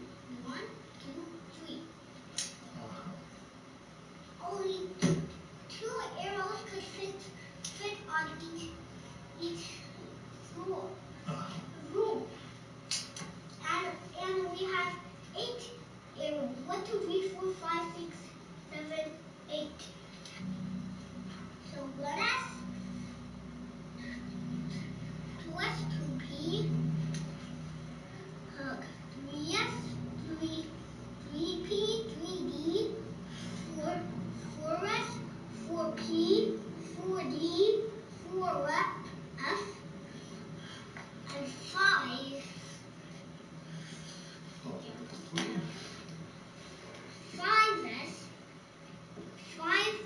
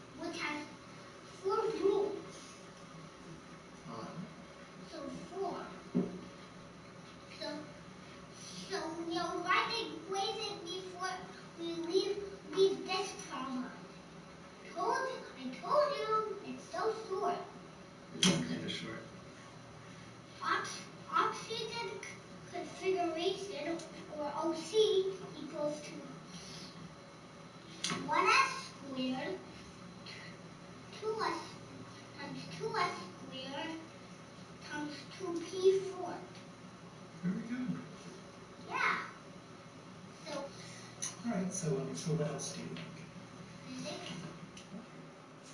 I decided to start selling merch about a year ago, and the support from my fans has been noticed. One of the reasons why I chose Shopify to sell my merch is because I feel like... Okay, would you like to solve a boat problem? Yeah. Okay, so suppose there's a boat on the river, and suppose Isaac is pulling it using a rope.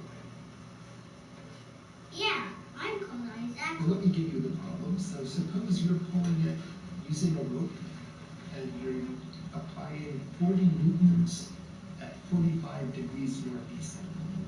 So Fi equals 40 newton, and Fa equals 30 newton. So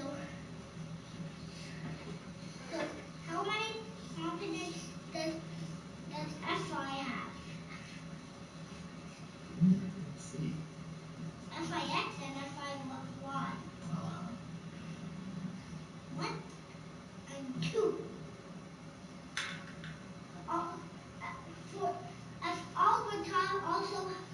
Alberta also has 2 components, but let's talk about that later. Okay, let's do your force first. Yeah, let's do my force first because I'm younger. Makes sense. Yeah, my brother is 14. Oh, wow. 5 plus 9 is 14. That's true. He's 9 years older than me each year. Yeah. Someday you're going to be 14. Yeah. So Fix equals to...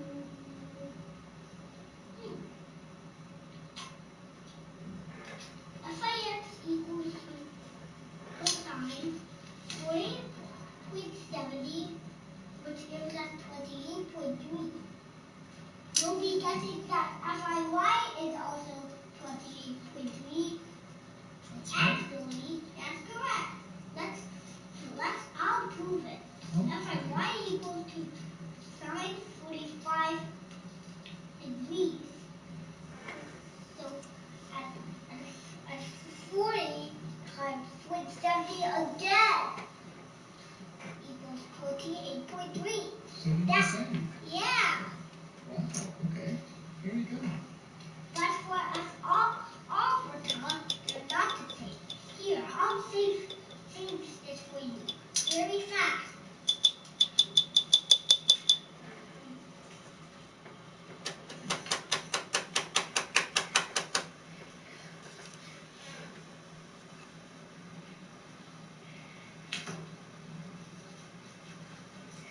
So, this is saved now. Okay, so now you're doing your rubber. Yeah. Sine, cosine 37 degrees equals to... I'll prove you how it's different. So, cosine 37 degrees equals to...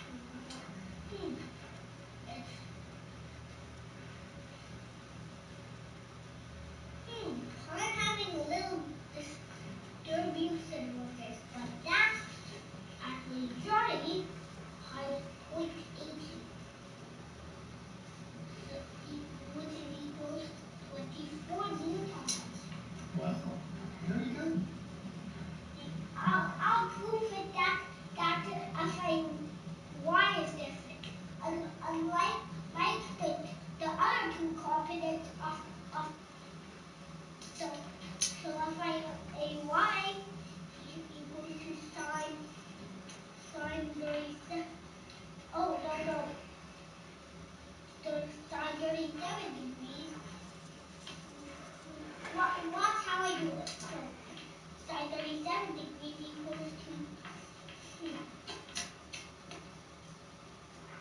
30 newtons. 80. Oh no.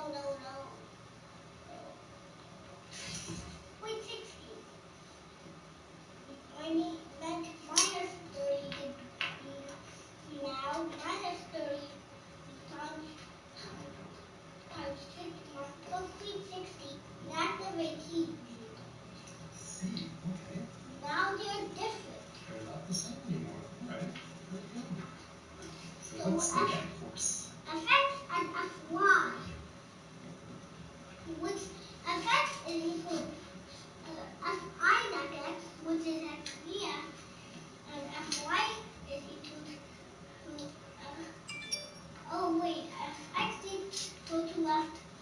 X and plus F my brother F AX and FIX. So yeah. Time for music. So 6 plus X and 5 plus Faye. So If you add those, what do you get? we get 28.3 plus 24, which is equal to 52.3. Very good. 5 plus Faye equals to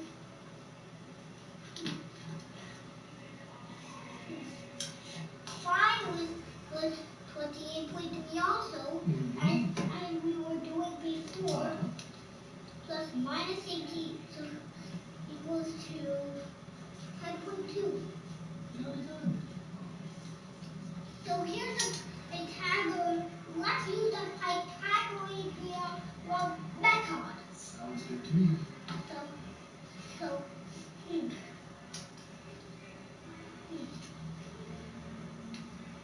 that's 2.3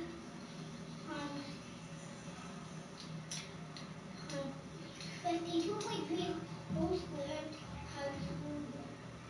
times 12.2 is how much electron volts did the electron need to jump from R1 to R2. I guess that's true. Yeah, that is true. I'm still figuring out the hydrogen ionization. So anyway, this squared and it's equal to 53.3 newtons. Wow, so that's the force on the boat? Yeah. Very good job. Thanks, Professor Savant. Thank you very much. Thank you for explaining to me about math and chemistry and physics. Happy holidays. Happy holidays to you too, and to your whole family, even your older brother.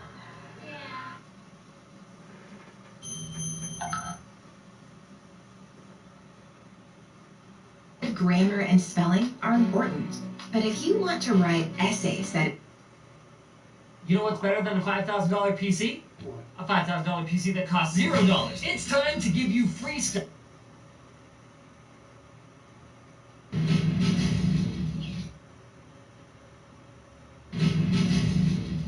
What is light? If you go to Harvard University, from where I got recognition, you can go to one of the physics classrooms and you will hear voice coming out from all directions. In the beginning, God said the four-dimensional divergence of an anti-symmetric second rank equals 0, and there was light. What? So Dr. Kabak, this is the story for light, and 4 people wrote this story. Who were the 4 people? Albert Einstein, Isaac Newton, and Niels Bohr. Okay, very good. So what did Isaac Newton do? Just like everything else in modern science, our understanding of light comes from Sir Isaac Newton, who was the first one to understand the rainbow.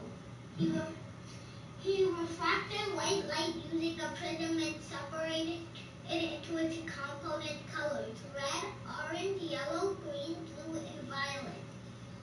Wow. And what is the difference between the marker you were holding and the sun? Marker reflects light on emits light. The light that hit my eyes actually originated 93 million miles away. And it traveled that 93 million miles before bouncing off the marker and bouncing into my eyes. Wow. But what exactly is emitted from the sun? Is it a particle like an atom, or is it a wave like a wave on the surface of a pond? Newton used light as a particle, so he could explain refraction. Refraction is when something bends, like something from air into water. And what did Max Planck do? He discovered E equals hf. It literally took him 5 hours to write H because he didn't want to violate Newton. I see. Okay. And what did Niels Bohr do? He was a Danish physicist who contributed to the Bohr model. That's how he won the Nobel Prize. Good for him. And how about Albert Einstein? What did Einstein do? He put a barrier in the behavior of light. Light can only go as fast as 3 times 10 raised to the power of 8. Oh, okay. He also stated that light has a mass, and therefore light must behave like a particle even though it is a wave. Well, that's it's a very confusing thing. So let's start our conversation with hydrogen. How does that sound? Sounds good. What is the Rydberg formula for hydrogen? 1 over lambda is equal to the Rydberg constant, parentheses, 1 over n initial squared minus 1 over n final squared. N being the constant that represents what state it is on. Oh, wow. Okay. This model contributes to the Bohr model. Okay, that's great. And can you tell me why the colors separate when they, say, go through a prism? One color bends more than the other. For example, take Newton. He refracted white light using a prism, right? Mm-hmm. White light went into the prism. It got separated into those 6 colors that we see in the rainbow because one color bent more than the other. In this situation, the violet bent more than the yellow and red. See, okay. And how about energy levels? Can you tell me about energy levels? Is the energy of an electron quantized? Yes, because electrons can't have to be in the locked states. They can be in 1.86 or n 2.43. Yeah, but those aren't allowed. What? Those aren't allowed. It has to be in an allowed state. Yeah. Okay. Can you? It can't be continuous. The energy is discrete. I see. Okay. Can you draw the energy levels of hydrogen? Maybe from 1 to 5. Okay. Let's see. So don't confuse the Bohr model of an atom with a nucleus. Okay, I'll try not to. This is state 1. This is state 2. This is state 3. This is state 4. And this is state 5. Oh, nice atom. Could you tell me? Could you calculate the energy of some of these levels? So let's see. Let's draw a Bohr model. So this is E1. So this is N1. This is N2, and this is N3. So you might be asking, how do we find the E1, E2, or E3? That's exactly what I'm asking. First, okay, so E1 is negative 2.17 times 10 raised to the negative 18. This has something to do with energy levels. Slash the Bohr model. 1 electron volt, though, is 1.6 times 10 raised to the negative 19 joules. We want to convert E1 into electron volts. Okay, let's do that.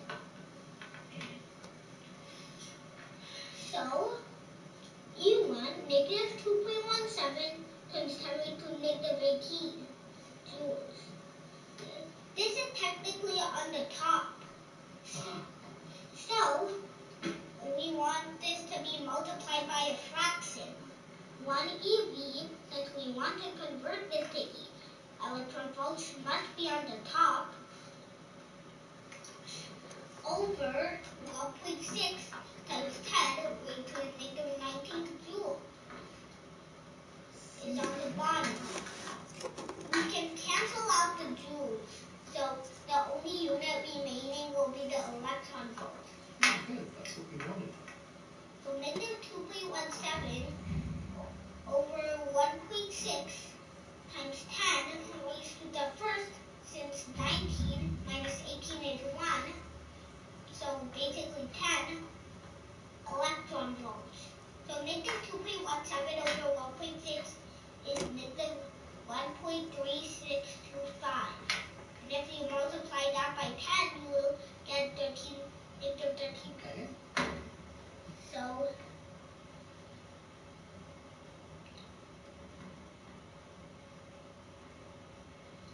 now, since we found E1, you might be thinking, now we can find E2 using this method. But we can't. Ooh. Let's use this equation. For any number, so E of any number, any given number is equal to the value of E1 in electron volts over and that his certain given number squared. I see, okay. Oh, good. So can you use that to get E2? Yes. So if we plug in add S2, then we would get this. 625 or 4. So negative 3.40625. I see, so that's how you get E2? Mm-hmm. Very good. How about E3? So let's put the value of E2 here. Good idea.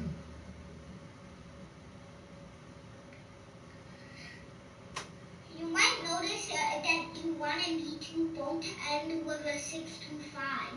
Oh, that's curious. I never noticed that before. Now let's find E3. Besides, this time it won't end with 625. Oh, okay. Let's see. Let's plug it in. E3 is negative 13.625 over 3 squared in 9. So that is equal to negative 1.513, a couple of 8, 9. Oh, you're right. It doesn't end in 625. Although E4 does. E4, the spoiler warning is negative 0.8565, 0.8515 mistake there, 625. Oh, I see. Okay. That's curious. No more states end up with 625 though. It's kind of weird. It is kind of weird. I have another question for you. How much energy does an electron need to jump from the ground state to E3? Okay. Let's calculate. So that would be E1 minus E3. You might be thinking, how are we going to subtract those? Because this thing is negative. Both of these are negative. They are, that's right. Minus and minus make plus. So negative 13.625 minus plus. So plus 1.513, a couple of 8, 9. I don't have a calculator here, so. Okay, well, that's pretty good. I could put that in my calculator to work that out. So, would you like to talk about the photoelectric effect? Okay. So tell me, in the photoelectric effect, where do electrons get their energy from? photons. So imagine you have this piece of metal and you have electrons there. So those electrons are bound to the nucleuses in the atom.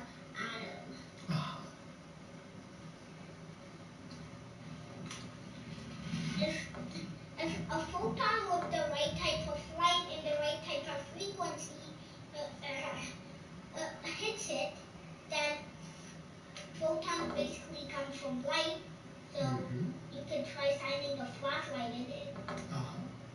So if a photon with the right type of light and the right type of frequency hits the electron, it can knock the electron loose. Really? Okay. Wow. The free electron is called a photoelectron. I see. Okay. It has a mass and even velocity, so we can calculate the kinetic energy of this photoelectron. Really? So just for example, if a photon with a wavelength of 525 nanometers hit a metallic cesium atom, could you figure out the velocity of the photoelectron? KE is half mv squared. This one applies to physics. KE is also the energy of a photon minus the work function, which we're going to say not. There are about 91 metals in the periodic table, each with their own work function. Okay. Do you know what the work function is for metallic cesium? I think work function is maybe it's 8.43 times 10 to the minus 19 joules. No. Wait. First, let's find the energy of the photon. That will be necessary for finding the kinetic energy. And we want to find the velocity, right? Yes. So, half of KE also has an equation with the photon. So a method that we can use later is E photon minus E work function is equal to half mv squared. Oh, very good. So for now, let's focus on the energy of the photon. E photon is h over the wavelength. So that's equal to Planck's constant is 6.626 times 10 raised to negative 34 times the speed of light. If you find it in decimality, then you would actually get this value. Good. This divided by the wavelength. 525 nano stands for 10 raised to the negative 9. So 525 times 10 raised to the negative 9 meters. Okay, very good. I think the nano stands for negative 9 from the late Latin. Oh, maybe so. So that will give you the energy of the photon? Yeah. So 6.626 times 2.998. So that's the energy of the photon? Not yet. Don't forget about the bottom of the fraction.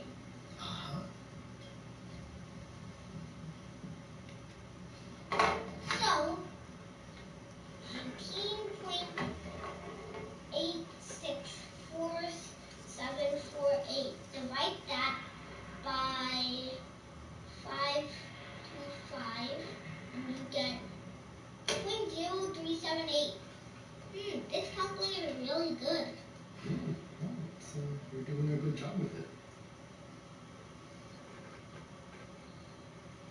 Times 10 raised to the negative 26 plus 9 is negative 17. So 3.78 to 376 times 10 raised to the negative 19. That is the value of the energy of the photon. I see. Okay, very good.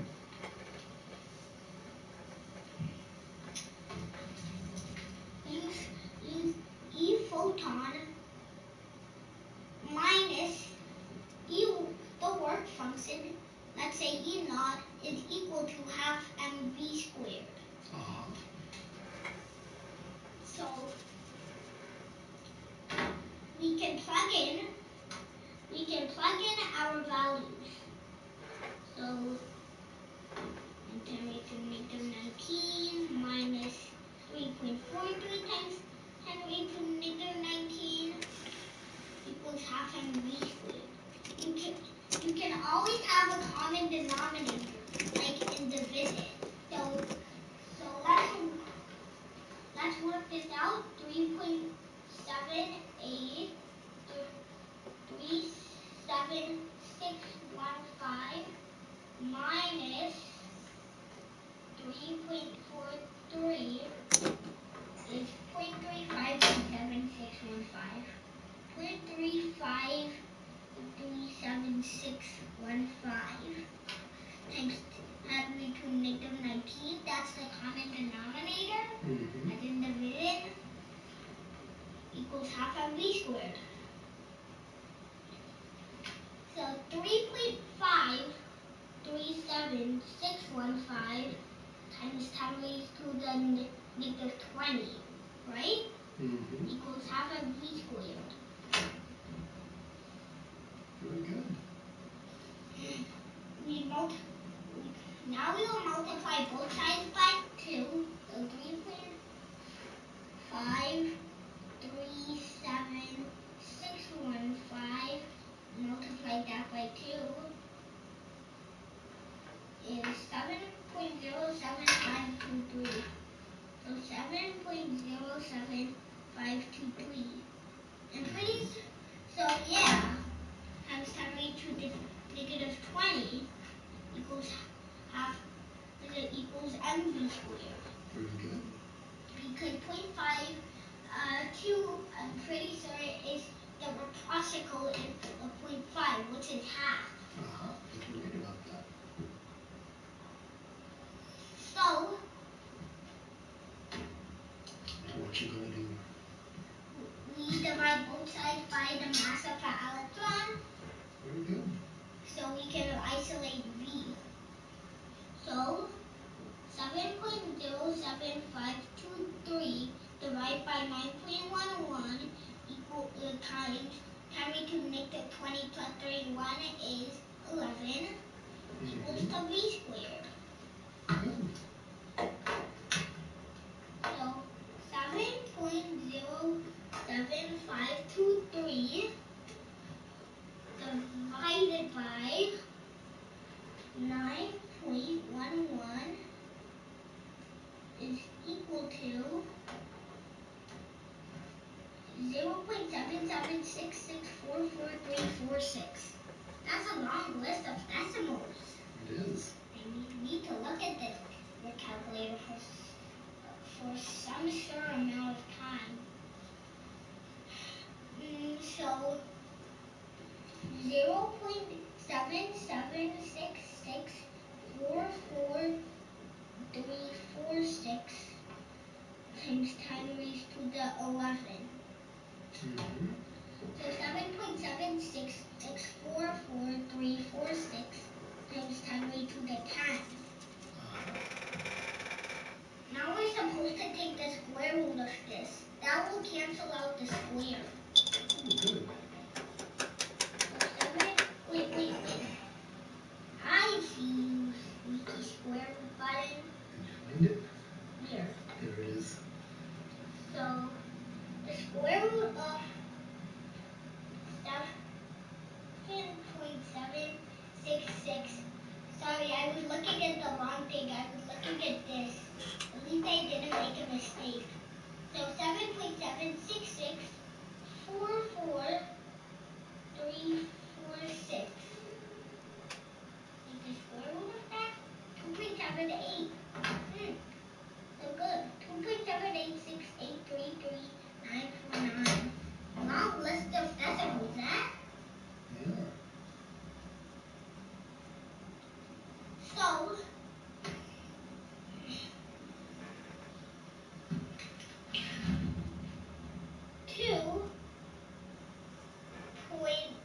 2.786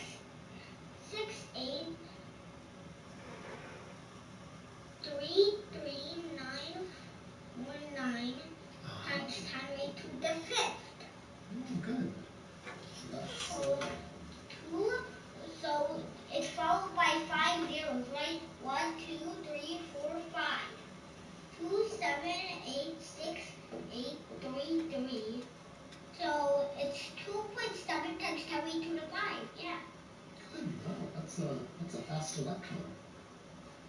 Could you tell me the energy of the light that's emitted if an electron jumps from n equals 3 to n equals 2?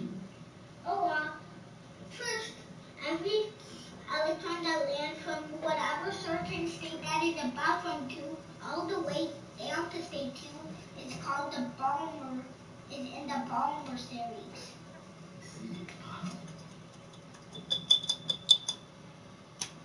The Balmer series is visible light. I don't know what Paschen bracket or P-fund are, but all I know is that Balmer series are visible light, and the limit series, which is landing at state 1, is ultraviolet. So, limit series, the shorthand for ultraviolet is UV. So this is in the Balmer series. Good. That way we'll be able to see it. That's good. Rydberg's constant, Planck's constant times the speed of light, parentheses, 1 over n initial squared, no, 1 minus n initial squared, right, minus 1 over n final squared. So let's plug all of those things in. The Rydberg constant, 1.0974 times 10 raised to the 7th, times the Planck constant, 6.626 times 10 raised to the negative 34, times the speed of light.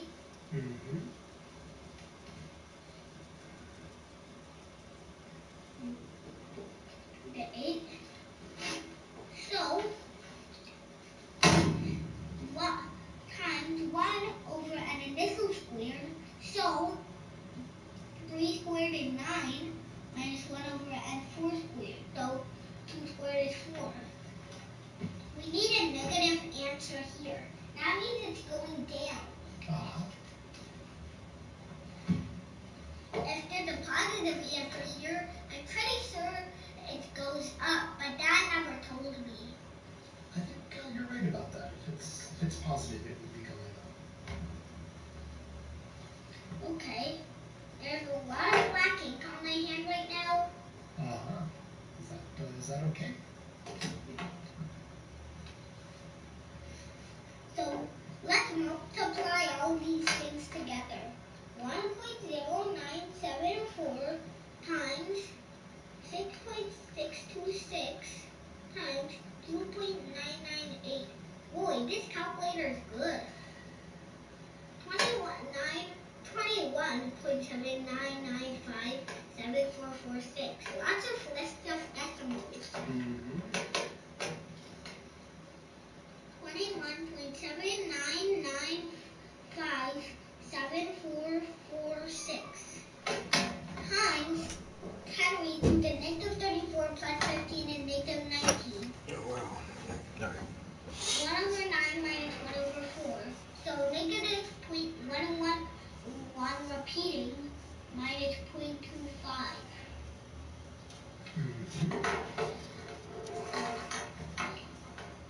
Here, 1 divided by 9. See, there's 1 repeating. Our answer minus 0.25 is, it's going on and on forever. All I know is that at the end there is a 9. So negative 0.13, a cup, oh, wait. 21.79957446 times our answer, so negative 0.13 repeating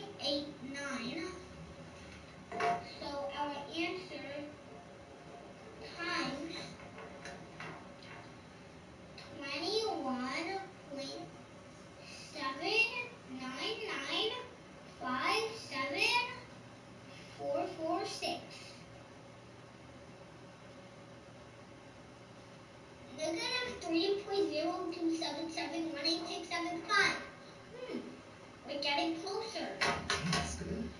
So negative 3.02771865 times 10 to the negative 19. This negative means it's going down. So it's not really very special. So once we find the frequency, we'll be able to drop that value. Okay. All right, very good. So can you tell me what the frequency is for that photon? Okay. So I think it should be leading up to black holes at this point. Oh, all right, we're going to get the black holes. Oh, very good. Okay. So so frequency is, oh great, I forgot it.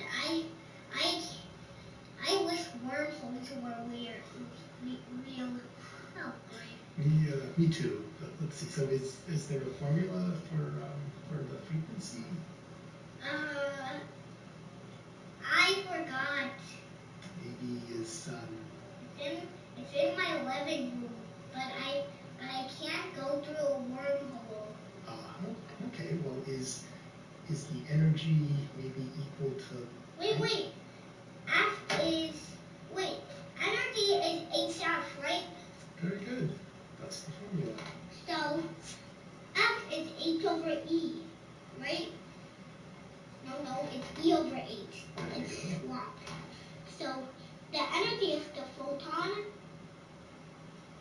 so delta E divided by the Planck constant. What's I think Planck wrote like a raw noodle. Is that right?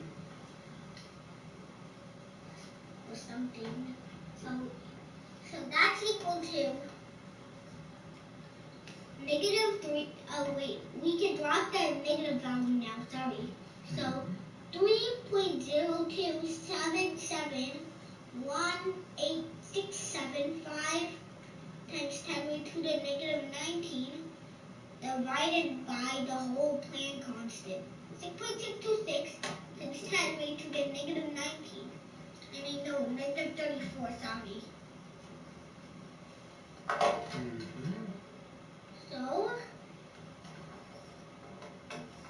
3.027718675 divided by 6.626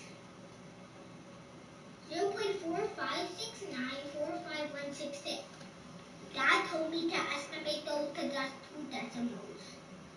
But remember, the two decimals is smaller than the real whole value. That's true. 45166 times 10 raised to the 15.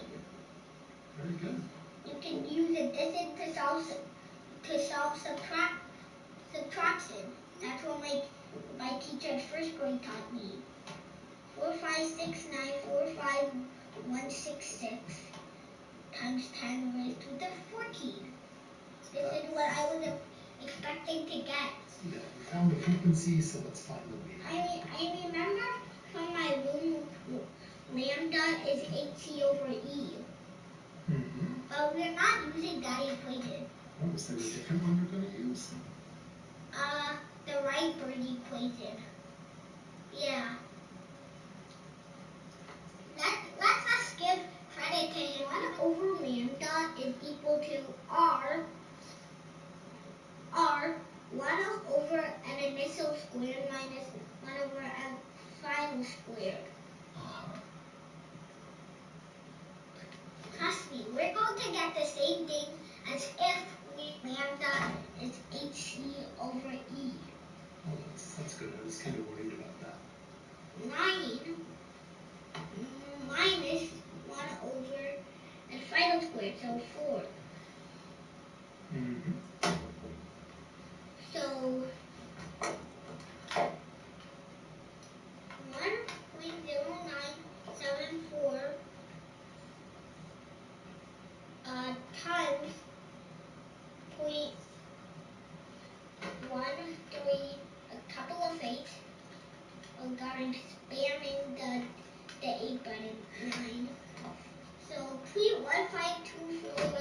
666, the beast number.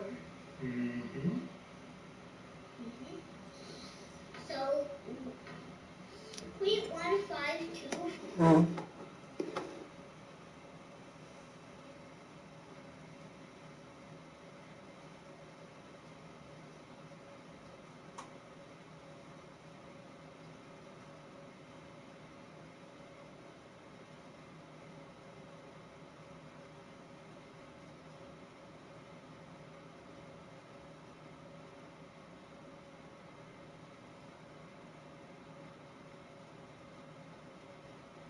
If you want to achieve better results, make a great impression, and save time at work, you should get Grammarly. With Grammarly, it's like I have my... Starfield is the next major single-player RPG.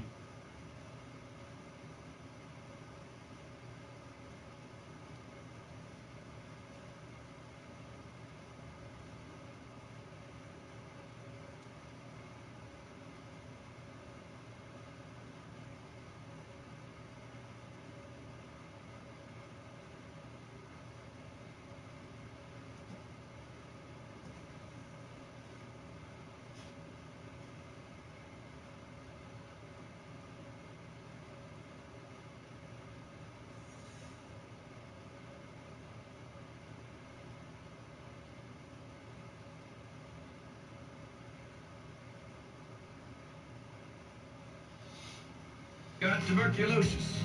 Damn. Look how they pushed in on his face when he found out that he had the disease. So now we know where everybody is, and now we can push back on his face to see the desperation and see what's going on. This is cinema.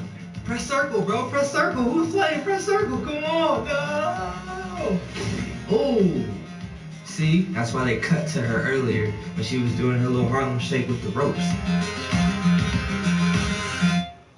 What's up, Gameology? I'm Will Rouse. I'm the point guard for the Los Angeles Lakers. Just kidding. I'm a director, cinematographer, and writer. And today on Experts React, we're going to be checking out scenes from Red Dead Redemption 2. You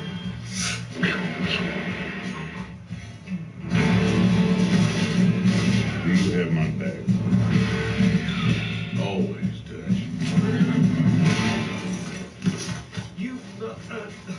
Damn, this looks real. Mr. Thomas Downs, you owe me money. Bro came in like a loan shark, though. The trees moving in the background, like, this is pretty legit. Oh, he shook. Bro is shook right now. He shook with the rake. Oh, he's hopping the fence? Okay. Dang, the movement in this game is real, too. Oh. Oh. World Star. Hey, go easy on him, bro. Go easy on him. Oh. Why did it have to come to this? Hey, bruh. Oh, this is getting kind of real. I thought this was a PG game. Oh, so you can pick to threaten, dismiss, or beat. Wait, who's playing? Hey, go easy on whoever's playing this. Please, show some compassion.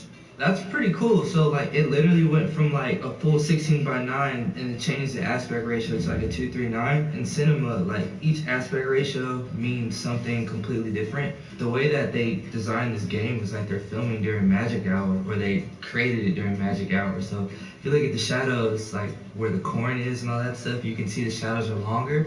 So, I'm curious to know in this game if, like, they go through the entire cycle of the day where it's, like, ugly in the middle part of the day, but the scene in particular, I think they did a really good job at creating the time of day.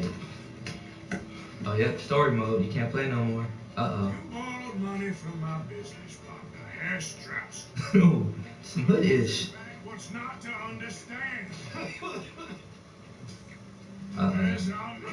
The angles in this is really good, too. You got your traditional over-the-shoulder. You got your wide establishing where you're at, over-the-shoulder flipping. And look at the lighting on face. It's very good. I said, what you looking at, woman? Oh. Having an announcement today. Opera GX. I love this browser. I'm so glad they reached out to me. So this is an internet browser that focuses on gaming. It has a ton of really useful integrations. It's really nice, quick. Hey, bro, I don't know this. I said we ain't nobody's idea. Charity, get us some money. Damn, he handled that. I was preparing to rob the bank there until you got involved and all that nonsense. I just feel like... Yo, the dialogue is pretty good, too. Like, there's no exposition. It's like, I don't really know the story of the game, but I'm very invested in this scene already. You get in trouble. Oh, it's just one of them things. All right, well, what do y'all want me to do? I need to audition for a voiceover in this next Red Redemption 3. I got a great Western voice. You ready? What do you want me to do? That was terrible. Never mind. 4 of us can hit the bank easy. Who did her voice with it? Reese Witherspoon? If we go in quick and quiet, we can hit it just fine.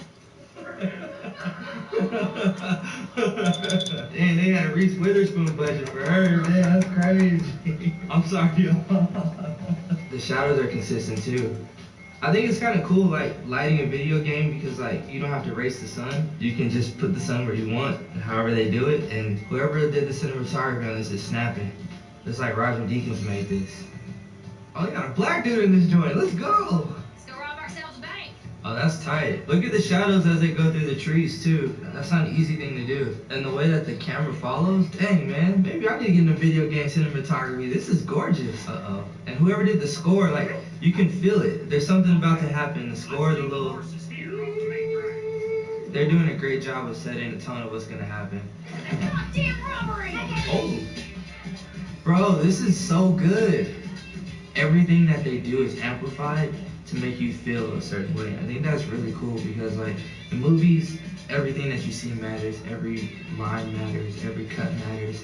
But in a game, it's like you're controlling your experience. So for the game creators to basically control your experience through other characters, but you still get to make your own decisions, I think that's, like, extremely difficult. I think they executed that very well.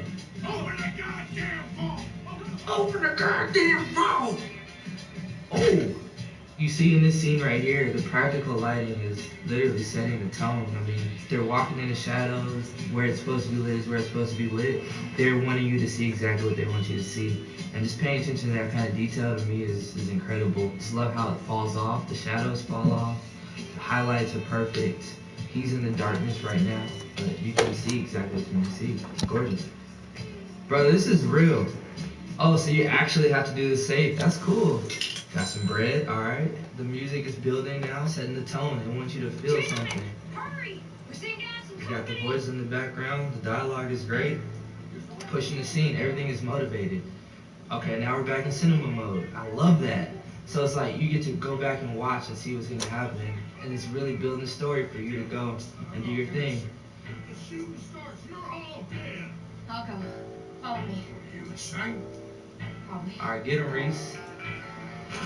Don't shoot! Don't shoot him!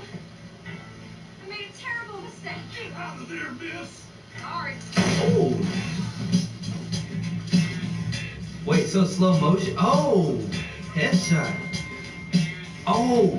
Yo, pause real quick. That's sick. So when, like, you're, like, trying to focus, it slows the whole world down so you can, like, when you watch a movie, the camera shows you exactly what you want to see. The fact that they give you the opportunity to focus on what you want to focus on is, like, hella cinematic in a game. Like, that's super cool to me. And this slow motion headshot right here, bro. Damn.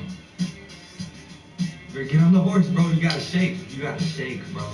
You're escaping. There's people all around you. It's all an experience. Like, rain makes you feel a certain way. It's darker now in the day. The music, you can feel it in your heart. It's all a part of the experience. That's so cool. I gotta go home and play this now. I'm, like, invested. Oh, train! That was great. That was a great scene. Yo, that's cinema right there. It was fun. Maybe you're right. These voiceovers are probably so fun to do. Necklace I made. Necklace? For Mama. Sure. Now they're trying to create empathy for the character. It's a good dude. And then the antagonist comes.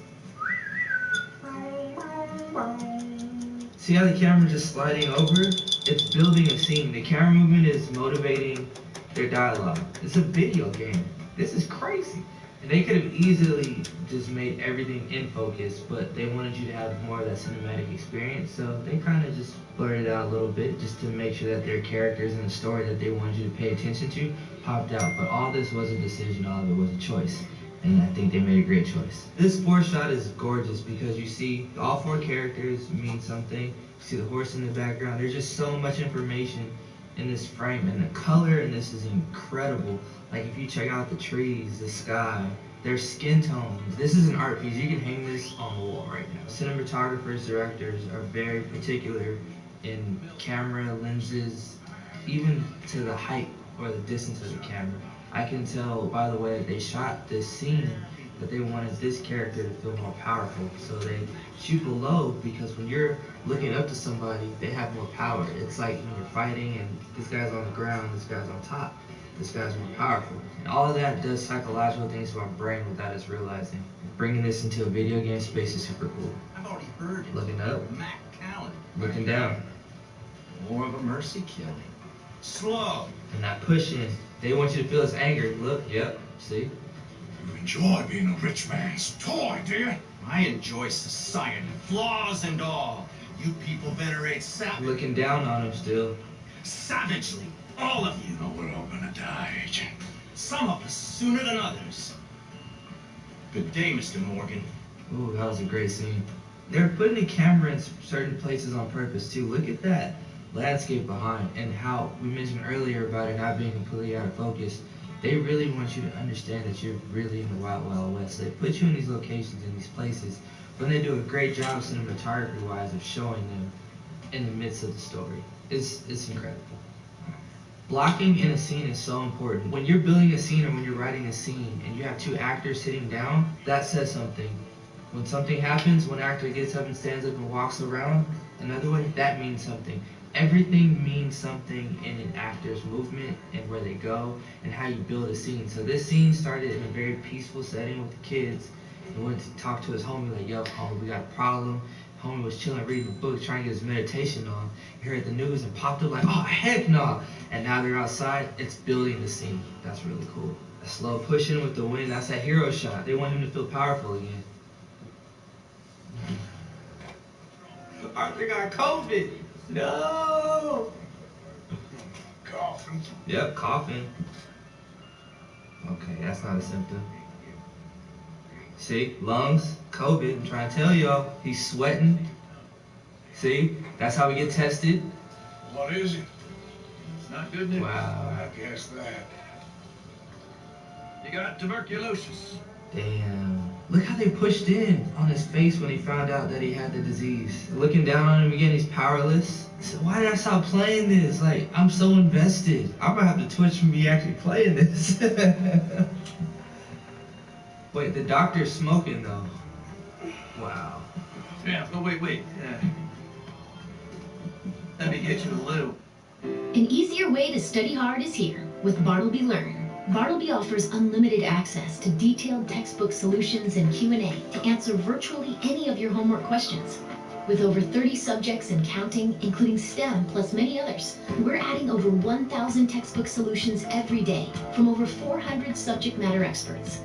Simply search by title, author, ISBN, or question to find More energy today. Look at this close-up. This is gorgeous. The lighting in here is amazing. Let's get out of here. Who snitched? Who betrayed the gang? Let's find out. So they didn't want you to see who was holding that gun until this shot right here. The mystery of this character is what adds to the suspense. Yep, now there he is. There goes big homie right there. He should be wearing a mask, bro. You with me, Mr. Milton? Where's your mask, Mr. Milton? I'm gonna be just fine. Okay, they want you to see something. There's something going on. Micah Bell. We picked him up. Press circle, bro. Press circle. Who's playing? Press circle. Come on. No. Oh. See? They wanted you to know something. That's why they cut to her earlier when she was doing her little Harlem Shake with the ropes. We all need to have a little chat. Black Long, get back. Hooray. Black Lung, they called him because he had COVID. I just saw Agent Milton, Dutch. Abigail shot him. Seems old Micah was pretty close to Milton. It all makes sense. Alright, guys, I'm into this now. The slow pushing. The smoke. Wow. This is so good. Got a blank standout coming on. There's Pinkertons go fast. The camera's constantly moving as they're telling the story, introducing all the characters. The suspense is coming. Wow.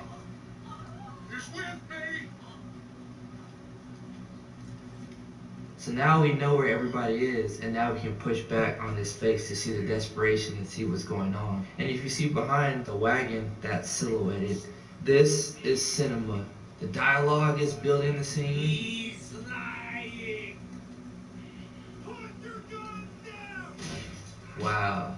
When you watch a movie or a TV show, it starts here, the rising action, something happens, and then it's the end. Every scene has that same arc. Every scene has to have that, and everything I've seen in this so far literally had me at the edge of my seat because they're creating that rise of action, the climax, and the resolution. You better hit that crawl button.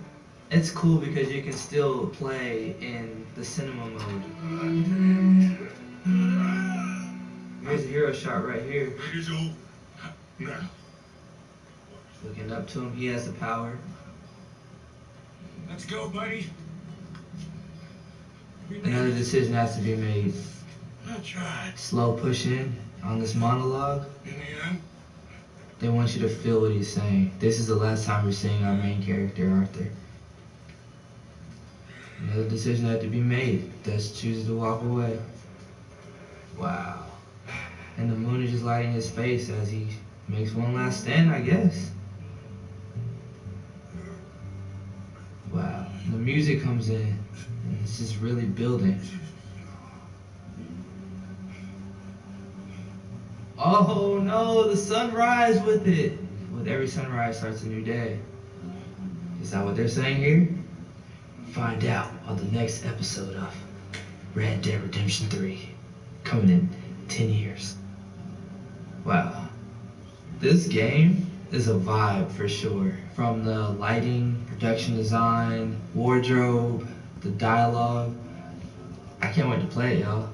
I think honestly, for a game that is a cinematic marvel and masterpiece that I can't wait to check out. In the spirit of Red Dead Redemption 2, I'm going to attempt this outro in my best Arthur Morgan impersonation. Thank you all for watching. My name is William Rouse. You can follow me on Instagram at William E. Rouse. For more experts react, follow Gameology on YouTube or Facebook.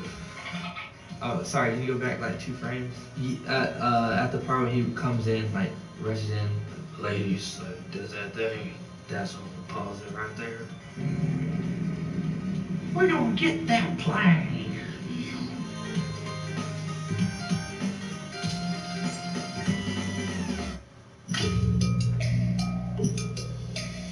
No, there's so much black. Yes. It looks like there's no black. I'm definitely gonna switch to Arm & Hammer.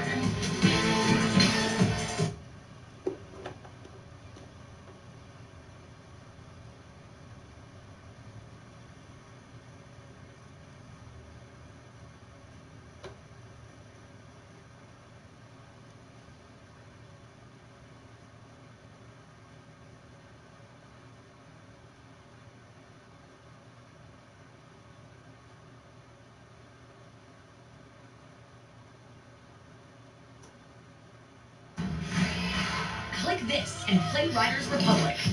Right now. Click this multiplayer avalanche. Click that lunatic. Click it anywhere and play in seconds. On.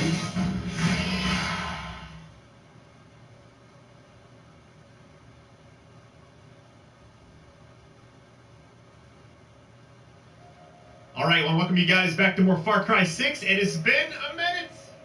Played the full game. You guys, I mean, that series was amazing. Still one of the most viewed series that I've had this year, overall. The first DLC, Voss Insanity. I guess we're going to go Far Cry 3, 4, 5 in that order. I'm assuming you play as them. Now, I don't know how this works. It looks like you got mine levels completed out of 5, rewards out of 6. I wanted to show you guys my current progress, right? So, although I haven't done videos for this game in a while, I have been playing it a lot. And by a lot, I mean I do the Insurgency each week. I wanted to kind of show you. I don't know what my level was when I stopped playing, but I'm currently level 20. Now, I don't know what the next rank is after that. says double X, but I don't know if that's just like a cutoff point or what. But kind of just, you know, well, I wound up kind of exploring the game, did a lot of side stuff. I did save a lot of the side missions, but I went and did like the insurgency every week, which is essentially like these. You go clear them out, you do all this, you get a ton of XP, and then you go find like the main villain of the area, take them out, and it is what it is. So, about to jump into the Voss DLC. Thank you guys so much for all the support. You drop on this, any likes, greatly appreciated. If you would like the full series for this, I will do it. I guess we had like 10,000 likes in this first video. Definitely expect it. So, alright, gonna go ahead and jump into it. I'm not sure if it's like a cutscene or whatever, but I'm just gonna go ahead and start it. Let's get you guys. And the cool thing is you can access it on the menu. Like, it's literally like right here when you start the game. Alright, let's go ahead and jump in. Mind level, look at all the rewards we get. Oh, we get these rewards. Oh, you know what? I am so glad. So, when I got early access, they said, even though I wasn't able to use the early access, they said it's only available on PC. Well, I played the main series on PS5. I didn't know you get rewards for like your main, okay. Unlock all weapons in Voss's armory, okay. Okay, yeah, this is going to be nice. All right. Well, now I'm really glad that this is all working out. So it says mind level 1. Enemy strength low, currency drop low. You miss me? Are we just playing as him and that's it? Maybe there's a story, I don't know.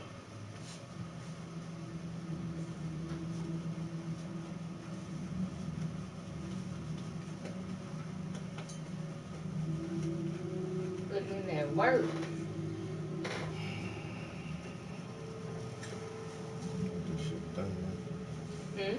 I want this shit done. Yeah, you did this shit quick as hell. Then I have like a week or two to focus on this fucking cane, and then I might just lay off. I don't have any more commissions lined up right now anyway, but I really want to get back to some of my own shit. I've done like 4 commissions since my own piece.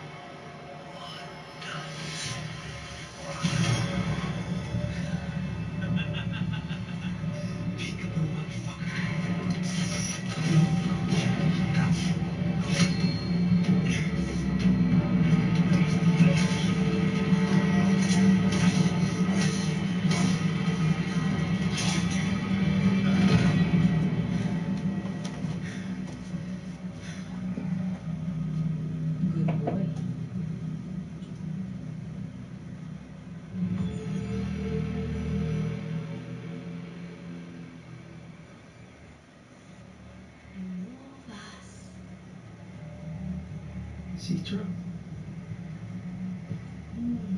Are you finally ready to be what I need? Where am I? What the fuck is this? Search, fight, gather the pieces of my blade, bring them to me. Oh, I know you want my woman, my love, my body, my smell, my legs. No. Get the fuck out of my head. We can't go through this door. No. But if you want to escape your mind, you'll do as I say. Alright, door's open. Use the mirror to unlock the healing syringe. Look in the mirror. What's up? See. Yo, what is this? This is nothing like I thought it was gonna be. Alright. It's awkward, I hate it. I just love it. I like that. So, is this like an arcade type thing almost? Alright, greed.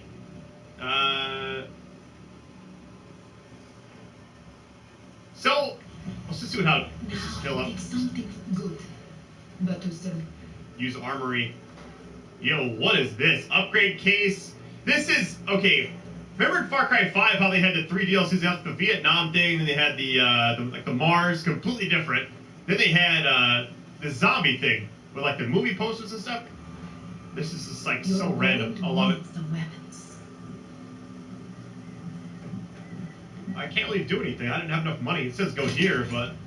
Oh, I guess you can just purchase this one for free. They give you a freebie. I'll take it. Ooh, puppy likes this. If you want more guns, you have to earn them. Okay, boss. Let's begin. Alright, just gotta find the fucking knife. But if I'm gonna be digging in my mind, you might want to close your eyes, Citro. Yo, what is the difficulty? 5, I guess? Oh, no. Escape boss's mind. Collect 3 pieces of the silver... Okay.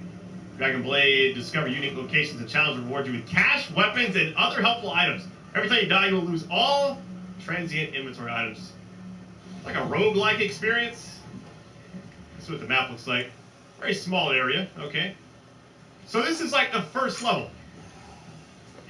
Interesting. I was actually gonna play this on PC, but I just, between you and me, I was playing another game extremely early, and I don't know if I can even talk about it. I know how this works. This is what I'm mad at, right? Who just shot at me? Thought I heard an arrow, or maybe that was something else. So we can we leave this area? Let's look around really quick. But there's all kind of Easter eggs. Yo, I'm really surprised that this came out so soon, right? Because like the full game just dropped. I'm assuming they kind of did this for like maybe getting this out before Black Friday, so they boost up. I don't know what the actual strategy is. I know the other ones don't come out till like next year, so we have a whole month of December. Hey, boss. Jason, the distracting sound was wrought inside my mind. I'm gonna enjoy killing you anyway. Come on, Pitcher told me if I make your life a living hell, she'll give me anything I want.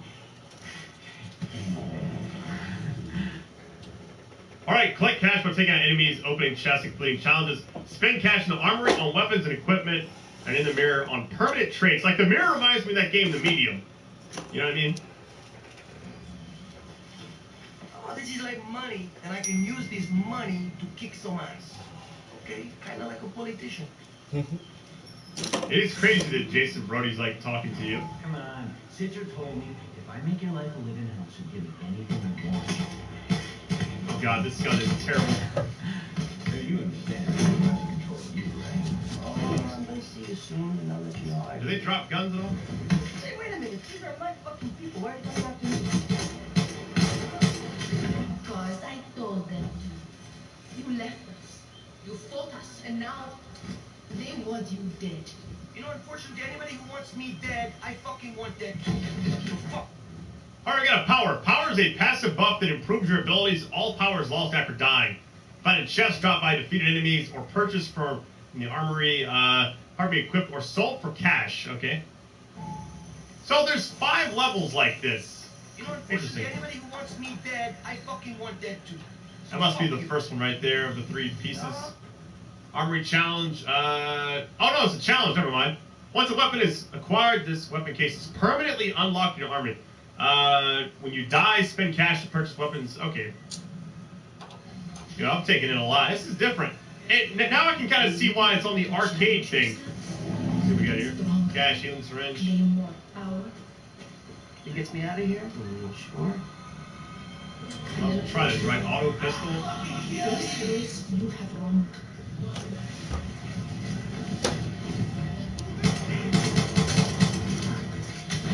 I think they don't really drop guns. You have to.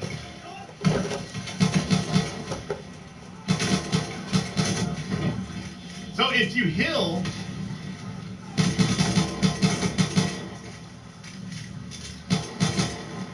I got the girl from Far Cry 3 story. Hold on, I gotta get out of this spot. I miss having all my equipment, man. I'm so used to using those weapons and stuff. Granted, this is pretty bare bones. I got 10 enemies, only with a pistol.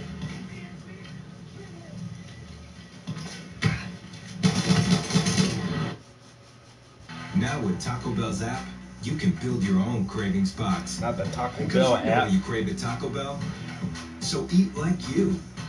Build your own cravings box. If I kill him, I can't. Oh, I gotta go up again. Let me go over here. I'll get lit up.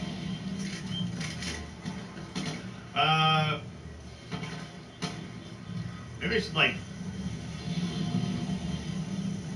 a little more cautious here. You're gonna try to get some stuff again today? I don't know if he's gonna be here on Sunday or not. Okay. Yeah, I would think he would have been there yesterday. Maybe we were just waiting.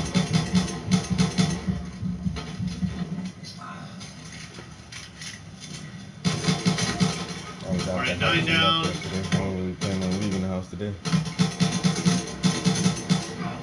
Hey, we did it. First try, too.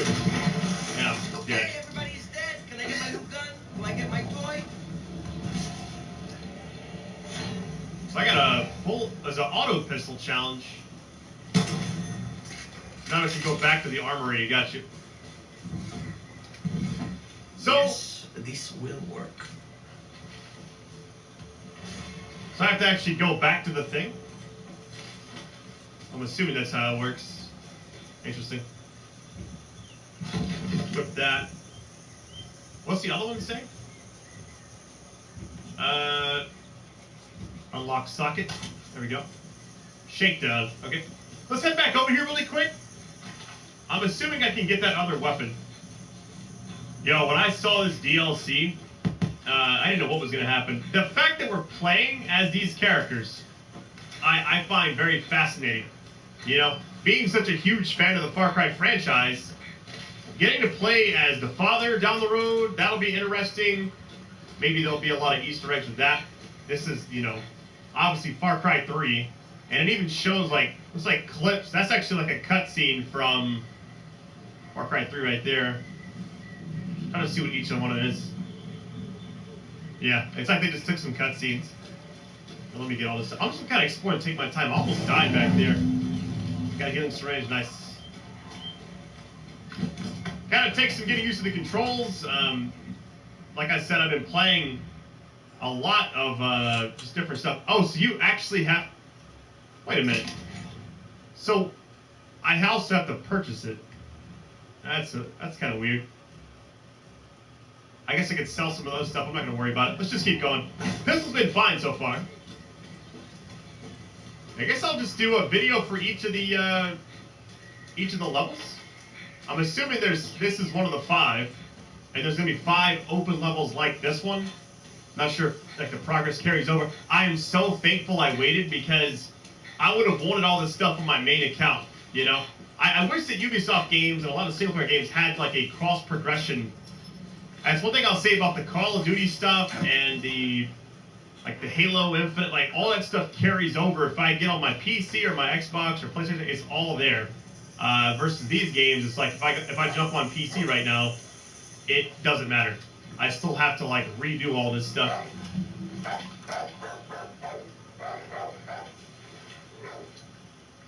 Trying to get this person, but they keep on.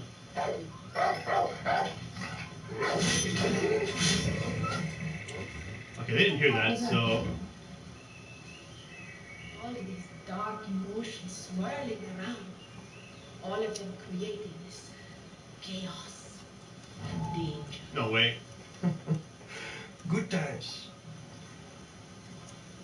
I'm just trying to get a stealth kill for once, so I don't have to fight people and heal up. Come on. A little bit closer. There we go. Nice. Alright, more cash. Let's go. So, we don't know exactly where everything is. Gotta learn how to make Now, it. what is that? How to do This what? might be... How to make a legging. It's pretty good though. It is. I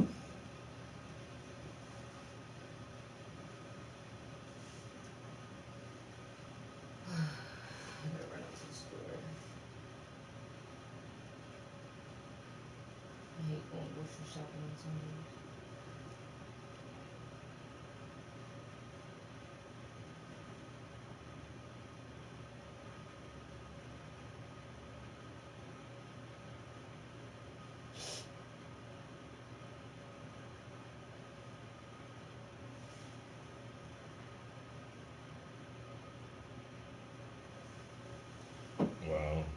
volcano in Lebanon erupted, killing like 14 people.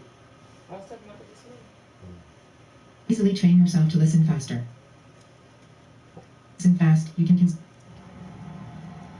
The first witnesses in the trial of British socialite Ghislaine Maxwell took the stand this week in a Manhattan federal courtroom. Maxwell is accused of helping the late financier Jeffrey Epstein sexually exploit girls. She has pleaded not guilty to 8 counts of sex trafficking and other crimes linked to the alleged abuse. Her attorneys argue she has been scapegoated because Epstein killed himself in 2019 and cannot be prosecuted. On the other side, prosecutors call Maxwell a predator who preyed on vulnerable young girls. Moira Kim Penza is a partner at Wilkinson Stecklon and is one of those closely watching the trial. The prosecution gave really a very by-the-book opening statement that really laid out very clearly what the charges are against Maxwell. You saw from the defense that they took a number of different tacks, issues of memory, how they were going to look at issues of money that certain of the victims had received in the wake of Epstein's death. The first of 4 victims to testify was Jane, who teared up as she recounted her repeated abuse by Epstein when she was 14 years old in the mid-1990s. Jane said Maxwell showed her how Epstein liked to be massaged and sometimes participated in their sexual encounters. On Friday, a green massage table seized from Epstein's Palm Beach estate was shown in the court. Jane's testimony was very emotional, very powerful. The cross-examination, it sounds like the defense was able to do a little bit of showing that there are things that Jane did not remember. Other key moments from the trial include testimony from a longtime house manager and Epstein's personal pilot. Juan Alessi worked until 2002 at Epstein's Palm Beach estate, where he said he was expected to be blind, deaf, and dumb. He recalled cleaning up sex toys in the massage room and storing them in Maxwell's bathroom. Pilot Lawrence Kozlowski's testimony provided jurors an insight into the lifestyle of Maxwell and Epstein. He said Britain's Prince Andrew and former US Presidents Bill Clinton and Donald Trump flew on Epstein's plane multiple times. Prince Andrew, Clinton, and Trump are not accused of criminal wrongdoing. The trial will resume on Monday and is expected to last until January.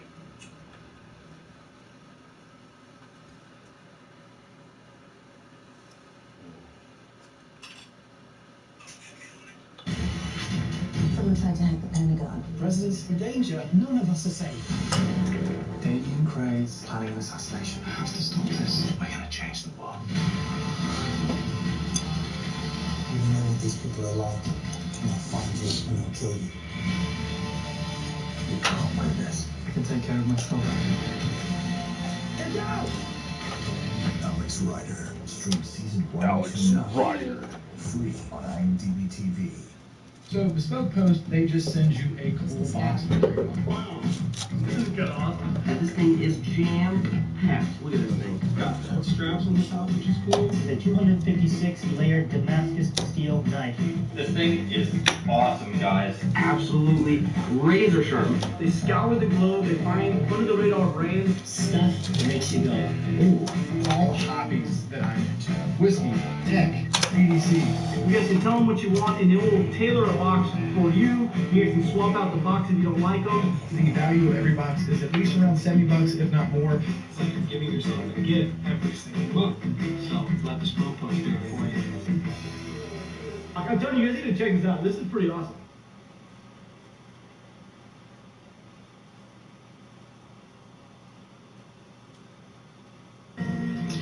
Now to a Fox News alert, just breaking here in the last few moments. Chris Cuomo has been fired from CNN. CNN tweeting a statement reading in part, quote, "We retained a respected law firm to conduct the review and have terminated him effective immediately. While in the process of that review, additional information has come to light. Despite the termination, we will investigate as appropriate." Of course, everyone remembers what this is all over. His brother, Andrew Cuomo, the former governor of New York, under after various investigations, from the nursing home scandal to all the sexual harassment accusations. It was not good, and then it turned out Chris Cuomo was helping his brother sort of deal with those investigations on the side while also just being a news anchor on CNN, and that is a big no-no. Laura, I want to come to you first because, you know, a lot of people expected this to happen. Some people said it should happen, but then others, you know, weren't really sure that CNN was going to follow through because we saw what happened with Jeffrey Toobin and weren't sure that CNN would make this decision. Are you surprised? See, fuck. I mean, I think a lot of us are surprised because CNN has, as you just mentioned, had very low standards, apparently, by which their the folks over at CNN have to abide. But I think, look, this is probably the right call. It's interesting because Aisha, right after Chris Cuomo was suspended, before obviously this firing that we just learned of, the ratings on his show actually spiked after his suspension. So I don't know. Maybe they've been looking to figure out a way to get him out of there for a long time, and maybe this was just the extra push that they needed. But certainly, it seems like that this is going to be rather well received by folks on the right, and rather not well received by folks on the left. So I think it's probably going to be split down the middle. Yeah, and I wonder, too, if Chris Cuomo himself is surprised by this. I want to pull up a statement that he made when he was initially suspended by CNN. He said this: "It hurts to even say it. It's embarrassing, but I understand it, and I understand why some people feel the way they do about what I did. I've apologized in the past, and I mean it. It's the last thing I ever wanted to do was compromise any of my colleagues." I don't know if that's too little too late. Leo, you know, he had a choice, right? It was between the job and his family. And some would say, well, you always choose family. I mean, what's your response to this? No, Aisha, thank you for the question. First of all, best decision ever made by CNN. He was conflicted. He had a conflict of interest, Aisha. He's a lawyer. He's a journalist. He had an obligation to remove himself from the matter whatsoever completely. But you know what he did?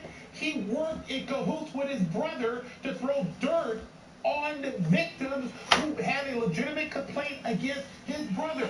And so what he did was he lost all credibility. How can he ever in the future discuss a sexual harassment case? He lost credibility. CNN made the best decision. Now the team of Abbott and Costello are off the public airwaves. Chris Cuomo, Andrew Cuomo, they're gone. Smart decision.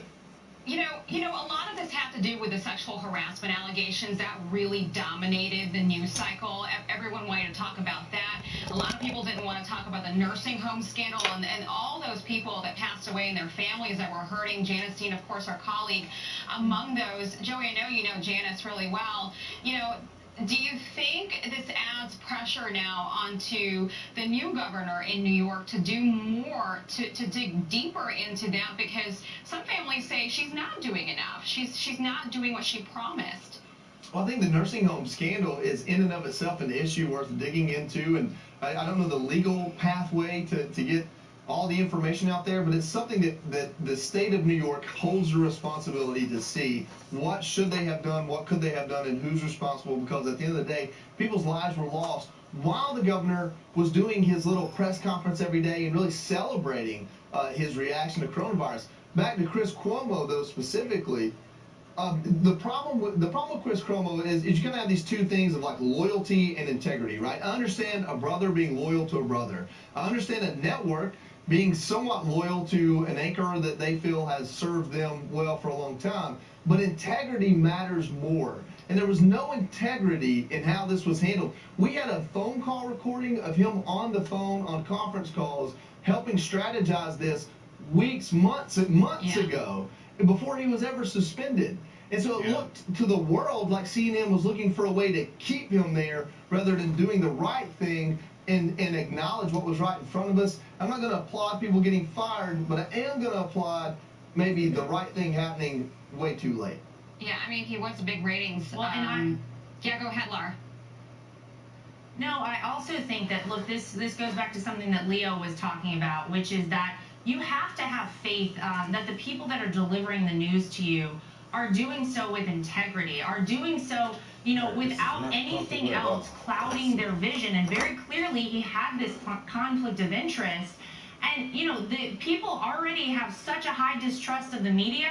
To then learn that, you know, the network that so many people were tuning into to get their news was actually, you know, had this guy behind the scenes working with his brother while he was governor. It just makes people trust the media even less at a time when they already trust so little of the media.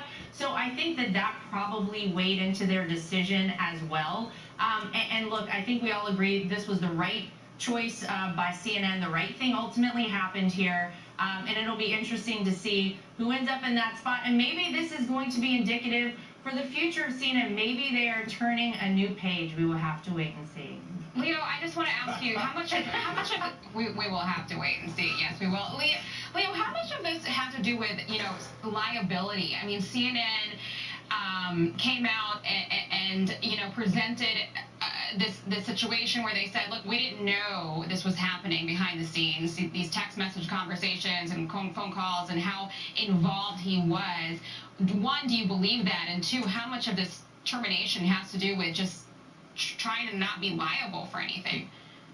That's a fantastic question. Those victims who might have a case against Andrew Cuomo will draw in Chris Cuomo, and since he was doing this in the course and scope of his employment, CNN might be a defendant because Chris Cuomo was doing this while he was an employee. It's great to be a lawyer. I saw all those angles, and I'm telling you right now, CNN's lawyer said this guy is a liability. Get rid of him. Oh my God.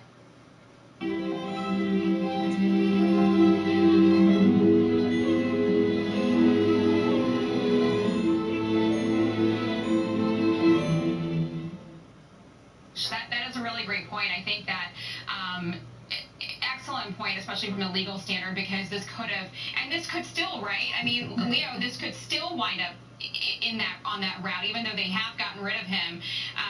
Could we see some of these accusers trying to get together and file a suit of some sort against CNN? Oh, absolutely. Absolutely. The civil statute allows him to file these suits against Andrew Cuomo, the governor, in his official capacity, and all these individuals involved in helping him, the supervisors, the subordinates under Cuomo, and his brother, who basically acted as an agent by giving him advice.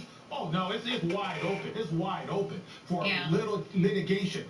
Big time. Yeah, it'll be interesting to see what happens. No more legal advice. I'm not giving out any more free legal advice. We can't underscore how big of a deal this is. I mean, this is someone with maybe not a lot of viewers, but a primetime spot on a network that, you know, 20 years ago is where a lot of people thought was the only place to get news. Now, thankfully, for the last 25 years, Fox has been around to help, you know, correct that problem. But CNN has been around for I thought it said 25. Mine said 20. I was hosting a gala last night. There was a 20 and a 25. Long story short, for a quarter of a century here, we've had Fox News, we've had CNN. CNN is a place where a lot of people go to get information. Now, if you're a Democrat, you're tuning in there. But to have someone with a primetime spot on cable news going to the camera every single night and addressing hundreds of thousands, if not millions of people, and to now know that he was not just running interference for his brother, but helping craft a narrative that had legal ramifications. It had ramifications of people who have been done wrong, who have been assaulted potentially, not getting justice that they deserve. Your job in the media is to provide information and give people the opportunity to understand what's happening, not program them to accept bad behavior because it was your brother that was doing it, or program them to question what was more than likely and almost now proven to be legitimate victims and their grievances. Our job is to hold these people accountable, not run interference for them. Go ahead, Leo. And one of the points, thank you. One of the points, CNN and Cuomo, they trashed Brett Kavanaugh. They threw him under the bus. Remember that? Yeah. They took him. If I have to do the whole thing over, fuck it. And here he's trying to protect his brother. Come on now, look at the weight of the evidence. I mean, it's ridiculous. It's unfair. Not because CNN has no credibility. And some of it, I gotta point out some of that, Joey, really quickly. It's hundreds of thousands, not a million. Well, I started there. I just think about the fall from grace. I mean, when you think about, you know, the sons of Mario Cuomo, governor of New York, you know, his son Andrew eventually would become governor, and for what happened to him to happen, I don't know if we have this soundbite from his accusers. Can we play this just to remind everybody, you know, this is just the tail end of a long, months-long scandal that has just been flowing out. I mean, it's absolutely incredible what has happened to this family. Let's play this soundbite really fast. When he would turn his head and then, you know, get me on the lips, it startled me. You know, it obviously wasn't normal. The hugs definitely got closer and tighter to the point where I knew I could feel him pushing my body against his and definitely making sure that he could feel my breath up against his body. He stands next to me and he That's almost any fucking hug from a man to a woman. You're gonna, I don't know. I hate when women do try to make it I don't seem. know about that. Yeah. If your homies hug me, you're not gonna be pressing up against my body. If you hug a person a certain way, just like Stan's wife, the rapey person, she believes you have to hug heart to heart. That's how she hugs. She don't do no little sideways hug or. Yeah, but if I hug her heart to heart, I'm gonna feel her breast on my chest. This is what a hug is. And he made sure he can feel my breast. That's why we in church. Oh my God. New York, I was still up there When before I I came out of DC, and it was one of those like out-of-body moments because I've been covering this case for so long, and someone asked, "Do you think this is it? Do you think it's over?" And I said, "No, like I said, it's not over." if I went to one of your homies and was like, "Hey," hey, with both arms out, and I'm like hugging them, my tits up against them, like, Laura, what do you think happens next? No because harm, but I just I don't think it's over yet. Well, there's a lot that still has to happen. There's a lot to unpack, a lot of legally, I think, that has to happen, possibly for both of them. We do have a statement from Chris Cuomo to the New York Times. I want to read it for everybody. He says, "This is not how I wanted my time at CNN to end, but I have already told you why and how I helped my brother. So let me now say, as disappointing as this is, I could not be more proud of the team at Cuomo Primetime and the work we did as CNN's #1 show in the most competitive time slot. I owe them all and will miss that group of special people who did really important work." I he was think getting wiped out by Hannity every hour. Hannity beat him up every hour. What do you mean, prime? He got wiped out by Hannity. Well, it doesn't say a lot that was their #1 show, Leo. To your point, you think about just these brothers, as Aisha was just saying, and really there has been so much that has come to light about the two of them, and it's really, I think it's kind of shocking for so many people because you feel like folks like this never get held accountable, and it is about time that you start seeing people held accountable for the things they did, the wrongs that they did. And so for both of them, look, there is still a lot to come, and we will all be paying very close attention, I can guarantee that. But it is nice to see that the system is not totally broken and that people do get their due at the end of the day. Yeah, I think it's a huge. Go ahead.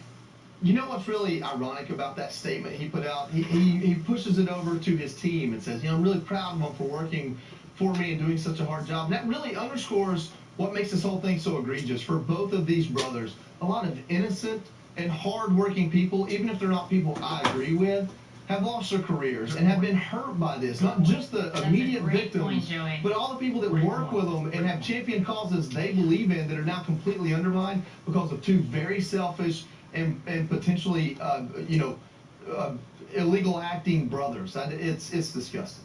Yeah, I think it's a day that has that a lot of people have been waiting for, including our own Janice Dean, all those families of nursing home patients that died. Of course, the accusers, the sexual harassment accusers, a big day for them. But as Leo said, a lot more to come ahead for CNN, for the Cuomos. We'll see. Discover Card here to explain our cashback match. We match all of the cashback you earn at the end of your first year, automatically. It's that simple. Discover. Exceptionally common sense. Learn more at discover.com/match. Limitations apply.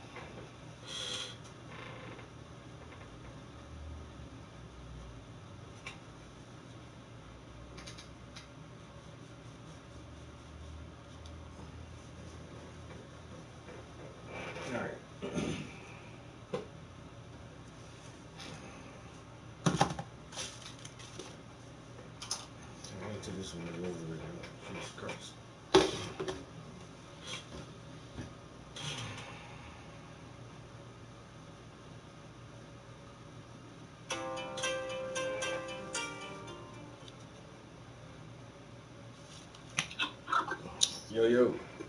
Hey, man. Hey.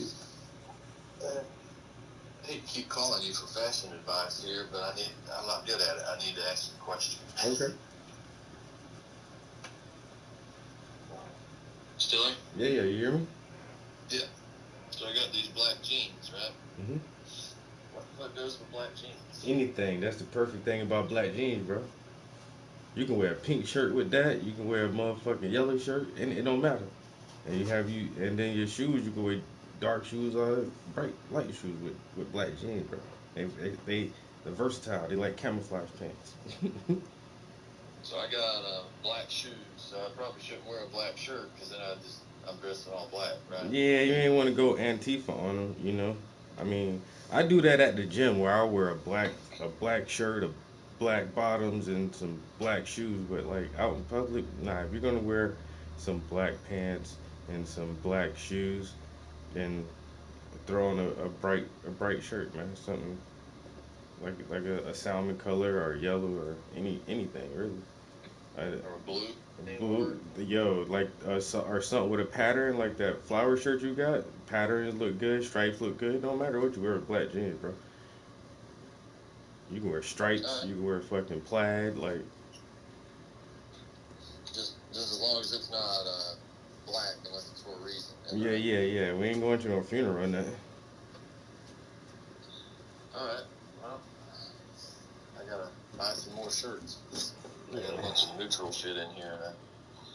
And that's like I say, that's some of my problems most of the time. Like a lot of my lighter color shirts, I'll be wanting to wear dark pants with them, but I only got like 2 pair of like really dark blue jeans that aren't black. They kind of like substitute for black, but I still definitely need a pair of black jeans or black pants. Like I said, those shits are fucking magic, bro. You just throw that shit on anything. Ain't you gotta think about it. Alright. I guess that's what I'll do then. Alright, what are you getting into today?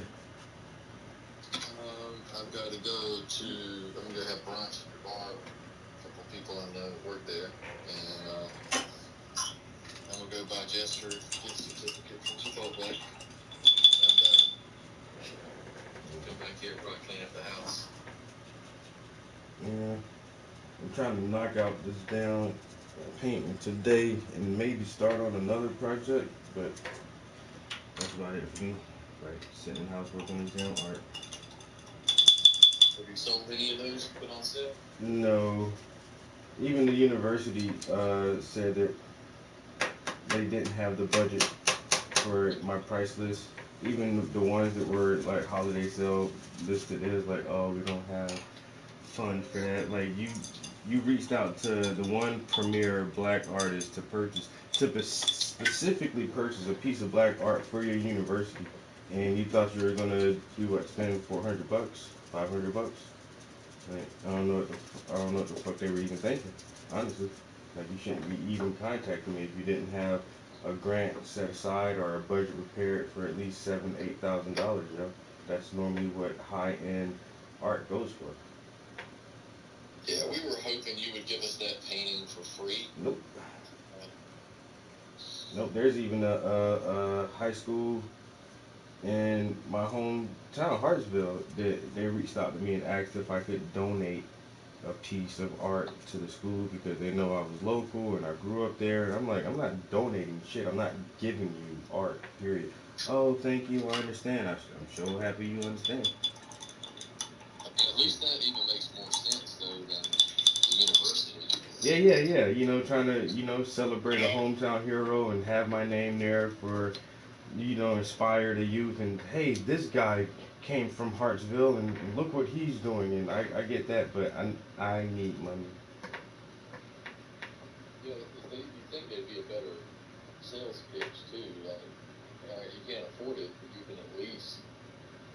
Like, lease it, rent to own, or I don't know, a payment plan or nothing. It's just, we ain't got that. Okay, university, I'll let you later then. At the very least, just like, you come down here, we'll pay for a hotel, a nice dinner, and then we'll call the local media in and have you do, at least something. Nothing at all. You just give us some shit for free, and then maybe we'll mention it. Yeah. I'm good. University, stupid, man. They probably just wanted you to be so honored that they asked you to do it that you just ship them one for free. Yeah, no. No thanks. And like I said, I don't even think my prices are even that serious yet, because I definitely don't ask what I want to ask for my art, but it is what it is. So. Like, it's not like you got all these prices and nobody's buying your art. Like, there's people are buying your art, so you know it's you know there's a market for it and what you can charge. So. Yep. I'll be all right. There'll be other options and opportunities that'll come through, so they good. Yeah, like if you had all these prices and nobody was ever buying it, like, okay, well, maybe I'm charging too much, but that's not the case. Like, people are paying for it. Yeah. So, if people can pay for it, the university can pay for it, that's for sure. They charge the students enough. Exactly. Like, don't tell me y'all don't have a budget somewhere for stuff like that. But anyway. Well, I got a nice white long sleeve, white and gray t-shirt to go over these pants. So there you go. Buy a belt. That's gonna be my next purchase. I need me a new black belt. I got one good brown belt left and no black belts.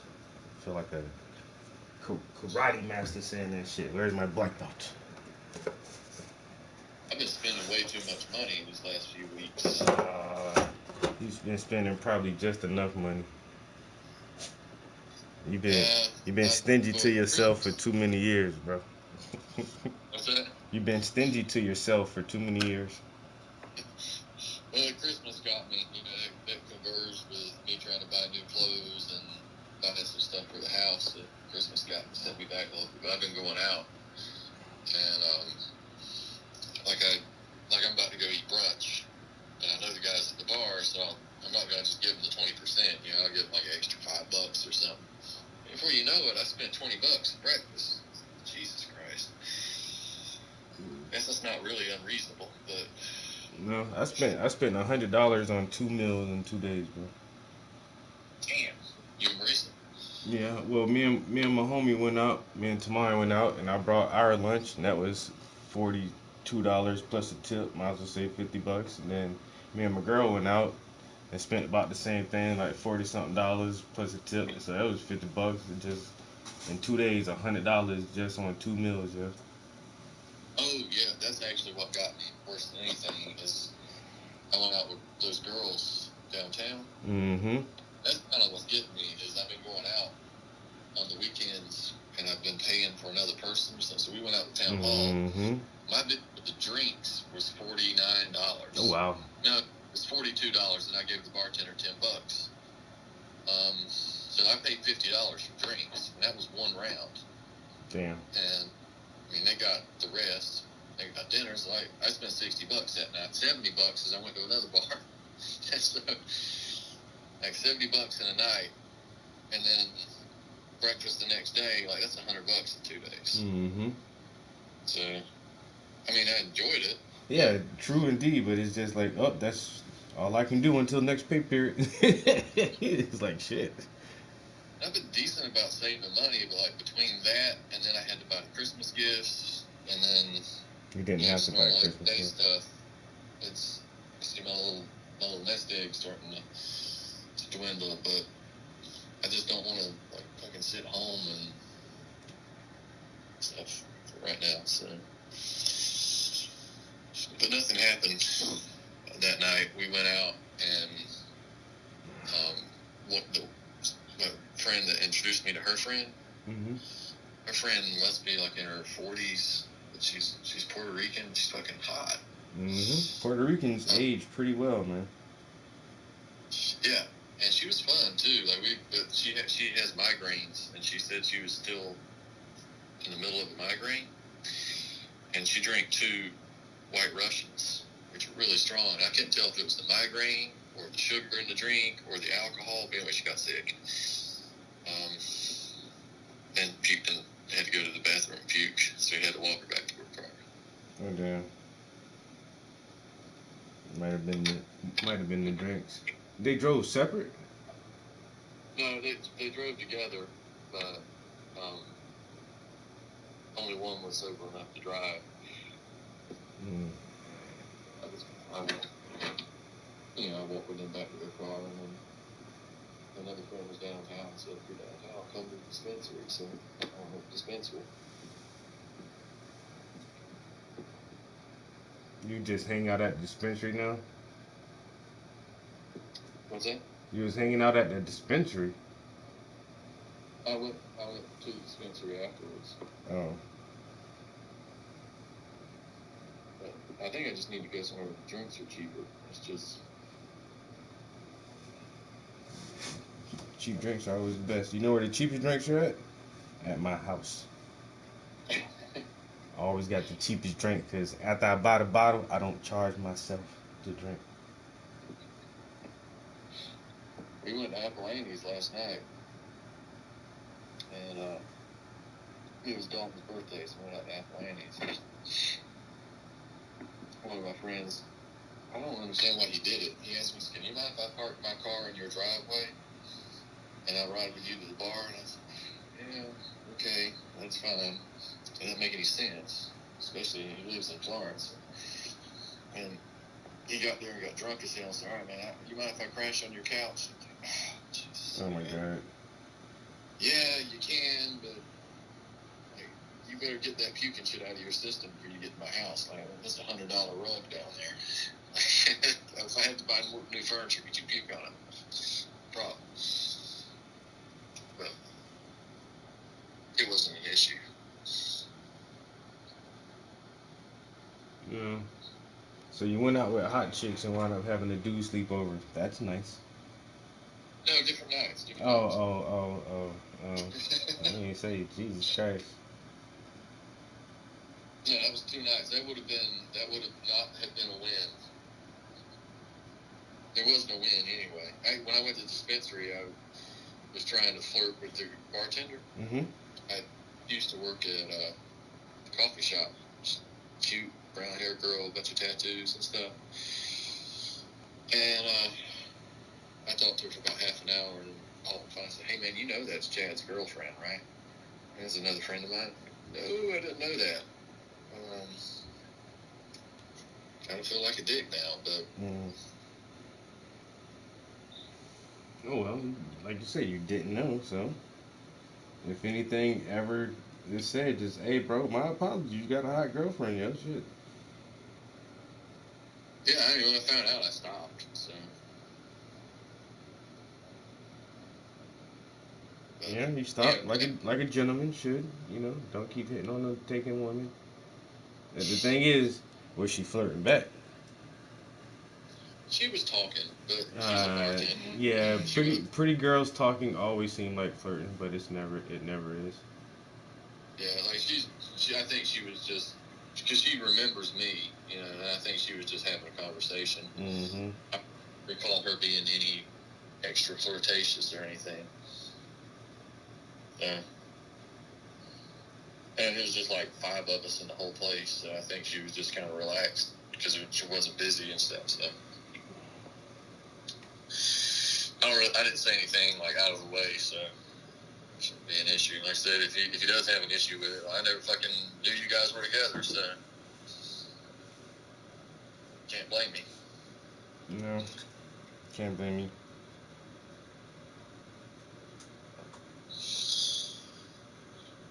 Oh, all right, now I'm gonna go get these chicken and waffles out of the way. All right, bro. I'll holler at you later on, man. All right, man. Peace.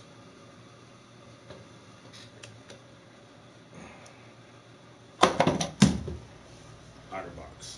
You started your phone today, man. Can't hold this bitch to save my damn life.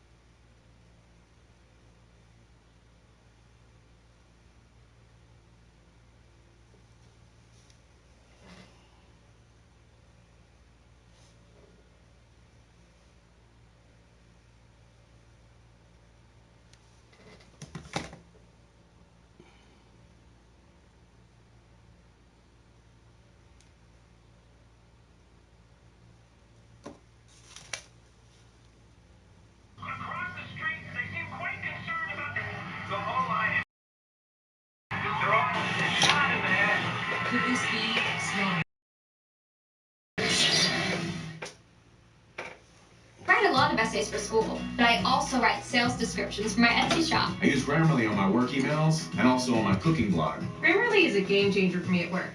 I also love it for social media posts. I connect with candidates on LinkedIn. My tweets.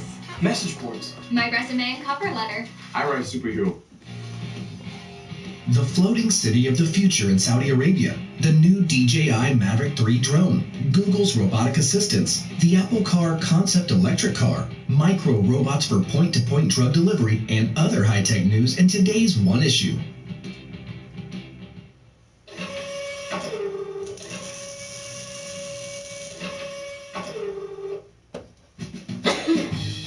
Saudi Arabia will build a floating city that will run on 100% clean energy. This was announced by Saudi Crown Prince Mohammed bin Salman. The city, called Oxagon, will be in the shape of an octagon and will be located off the coast of the Red Sea. Oxagon is a part of a larger NEOM project that will encompass the entire region and should represent a sustainable model of humanity's future. Oxagon will embody the principles of living in harmony of high technology with nature and will be one of the most advanced logistics centers in the world with modern integrated connections to seaports and airports. Everything will run on 100% clean energy. The city will make extensive use of the Internet of Things, smart robots, artificial intelligence, autonomous cars, and digital manufacturing. The American Chemical Society unveiled micro-robots capable of spot-delivering drugs to cancerous tumors. The 3D printed robots are magnetically controlled and eject the drug only when they encounter an acidic environment around the tumor. Hydrogel bots in the shape of a fish, crab, or butterfly carry the medicine inside their own cavity. The density of the seal allows the claws of the crab or mouth of the fish to open in response to changes in the acidity of the environment. Magnetically sensitive robots are made by iron oxide nanoparticles. Scientists have already experimented with controlling micro-robots in simulated blood vessels and are now looking for a way to track them as they move through the human body. The California startup Cognition has introduced an augmented reality headset with a non-invasive brain-computer interface to enable people to interact with smart devices, for example, without words. The Cognition One headset stimulates the visual cortex, the area that receives and analyzes visual signals in the brain, while the wireless interface reads the neural activity, interprets it, and sends it back to the headset for more actions. In addition to the device, engineers are also creating machine learning algorithms and using artificial intelligence to develop a language system that can adapt to each user's unique communication style so that the system more effectively recognizes what the user is about to say or do.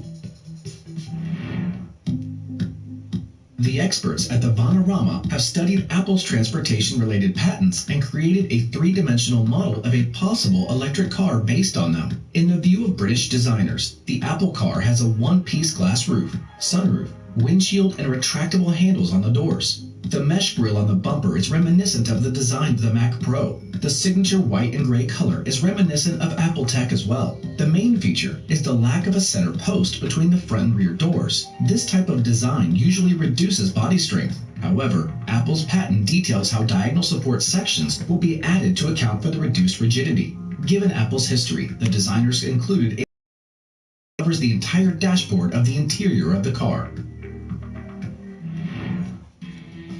Alphabet announced new successes for its Everyday Robots project.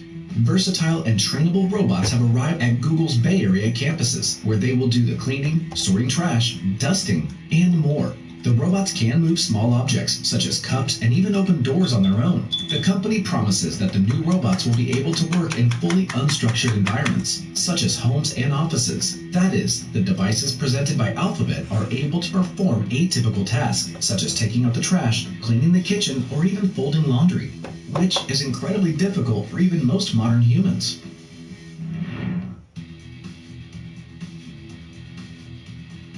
Clio Robotics has announced a new version of its own Dronut surveillance drone. Designed for law enforcement, industrial inspections, construction, and defense, the Dronut X1 drone can operate without a GPS.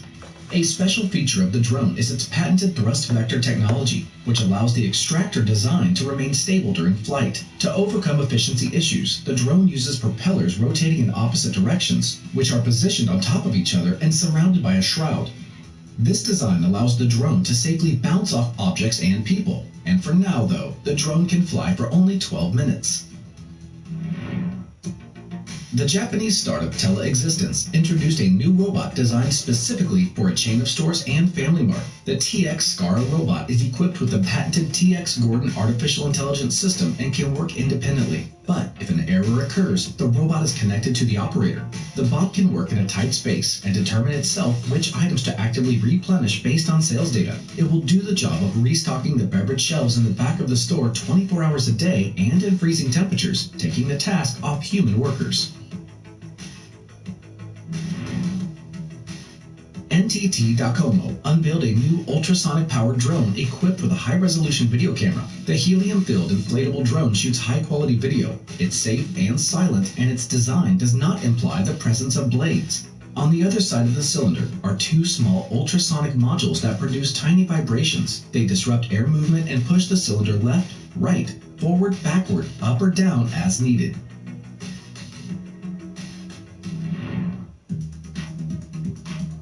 Honda and Black & Veatch successfully tested a prototype of Honda's autonomous work vehicle at a construction site in New Mexico. During the field test, the second-generation all-electric Honda AWV performed a number of functions for a month on a large-scale solar-powered construction project, including towing and the transporting of construction materials, as well as hauling water and other materials to predetermined locations.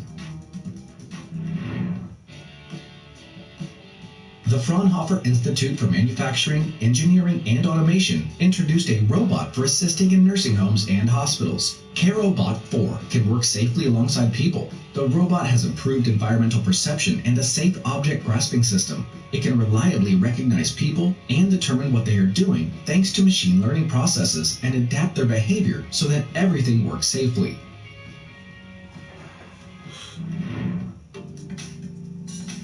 DJI unveiled a new flagship Mavic 3 and Mavic 3 Cinedrones with dual high-resolution cameras and prices ranging from $2,200 to $5,000. Both drones are equipped with a battery capacity of 46 minutes of flight time, and that's pretty impressive. The Mavic 3 supports omnidirectional obstacle detection up to 200 meters away.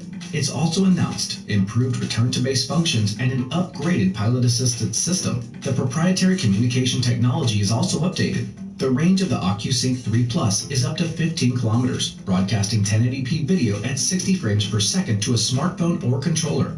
The more expensive Mavic 3 City model supports Apple's ProRes 422 HQ codec, shooting at 5.1K resolution up to 50 frames per second. On board, there's a built-in solid-state drive with a capacity of 1 terabyte. Both support shooting in 4K resolution at up to 120 frames per second, and it's possible to take 20 megapixel photos. In addition to the main 24mm lens, a 28 times hybrid zoom lens is also present.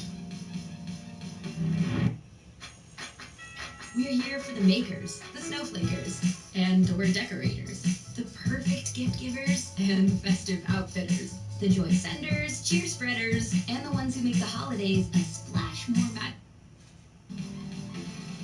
The Canadian Space Agency is preparing a rover to explore the polar region of the moon. The rover concept is being developed by two Canadian companies, MDA and Canadensis. The rover will carry at least 2 scientific instruments. The Lunar Exploration Accelerator Program mission will last 5 years and will aim to collect images, measurements, and data on the lunar surface. Scientists will also want to test survival technology on our satellite during the cold and dark lunar nights, which will last about 14 days here on Earth. Northrop Grumman and its partners AVL, Intuitive Machines, Lunar Outpost, and Michelin showed a prototype of a vehicle under development that should greatly enhance the exploration of the moon and, in the future, Mars. Now many companies have space ambitions. Hopefully their joint efforts will lead to a breakthrough in this field. The ETH Zurich presented a system for performing precision logging based on a harvester on foot without using GPS. The mission begins with a human mapping the area of interest using a special sensor module. The human expert then selects trees to be harvested. The sensor module is then mounted on the machine and used to locate the location on the map. Upon reaching the proximity, the machine grabs the tree with the universal gripper. This process is repeated for all trees selected by the operator. The video referring to a thesis by a scientist at the Zurich University of Technology, shows that engineers continue to mock robots. But, of course, it's all for the sake of science, to demonstrate the animal robot's ability to recover from falls. Yandex showed a new version of its delivery robot. The third generation of the delivery robot has a new LiDAR, which is now mounted on an angle and allows the robot to see closer objects. A new camera with an angle of more than 180 degrees gives a more detailed image. Plus, there's another camera with a longer focal length under the LiDAR, which is good at seeing traffic lights on the opposite side of even the widest roads. The rover will be able to carry up to 20 kilograms of cargo in a 60-liter compartment, and by the end of the year, the fleet will be replenished with 100 rovers of the new model. Subscribe to the channel, like this video, and don't miss any new episodes from the world of high tech.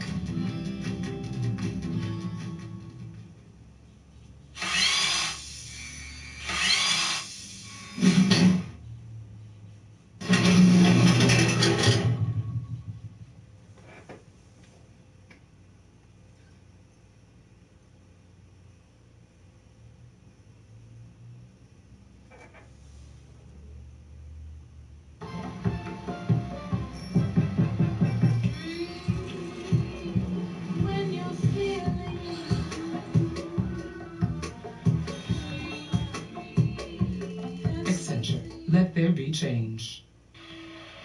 Stand by for adventure.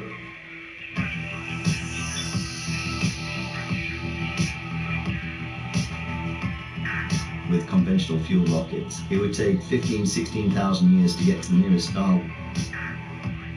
Conventional kind of rockets are just out of the question for interstellar travel. You're going to have to do something a little bit more out there. Slow to half impulse. With 1/2 impulse.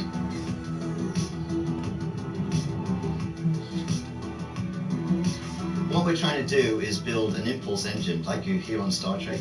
We'd like it to go at about 0.4 the velocity of light, just so that we can get to the nearest stars within a human lifetime.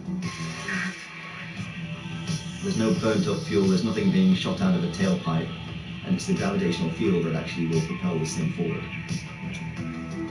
This is the Mach Effect Gravity Assist Drive, a device that could make interstellar space travel possible.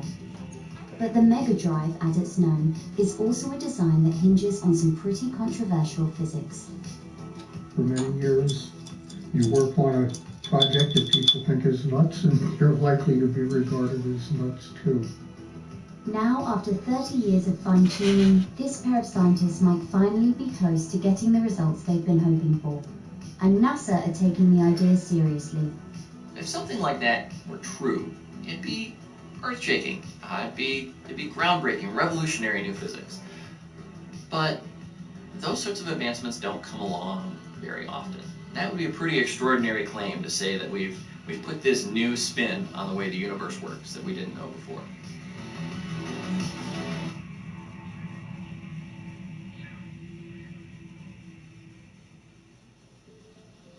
It's a well-known Newtonian law. An object at rest stays at rest, and an object in motion stays in motion at a constant speed unless an external force acts on it. All objects resist a push to some extent. And what makes them do that? Inertia. In the 19th century, Austrian physicist Ernst Mach made a conjecture that these forces of inertia result from the gravity of objects in the distant universe. It became known as Mach's principle, and while most experts have now dismissed it, scientists at this lab in California think the idea is just misunderstood. Mach's principle itself has sort of gone out of vogue, and people don't seriously even discuss Mach's principle anymore. It just depends on the way you think about it. If you look in a textbook, you might find 5 or 6 different definitions of Mach's principle, but the one I'm thinking of is that distant matter way out there can influence things up close. To get your head around it, take this old analogy used to illustrate how matter bends space-time. If you put a heavy object on a trampoline, it falls in and curves the rubber sheet. Now, if you roll a ball on the trampoline, it will keep orbiting the heavy mass in the center. That's how a planet behaves when it's attracted by the gravity of a star. the thing is, for the rubber sheet to act that way, it has to be under tension, it has to be stretched. And we're saying that basically the distant matter in the universe is what's pulling the space-time and making it taut, and that's what's causing it to act like basically like a rubber sheet.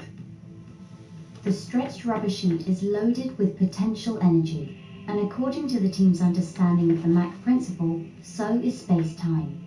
So we're thinking that there's a big gravitational potential out there, and this device can actually tap into that.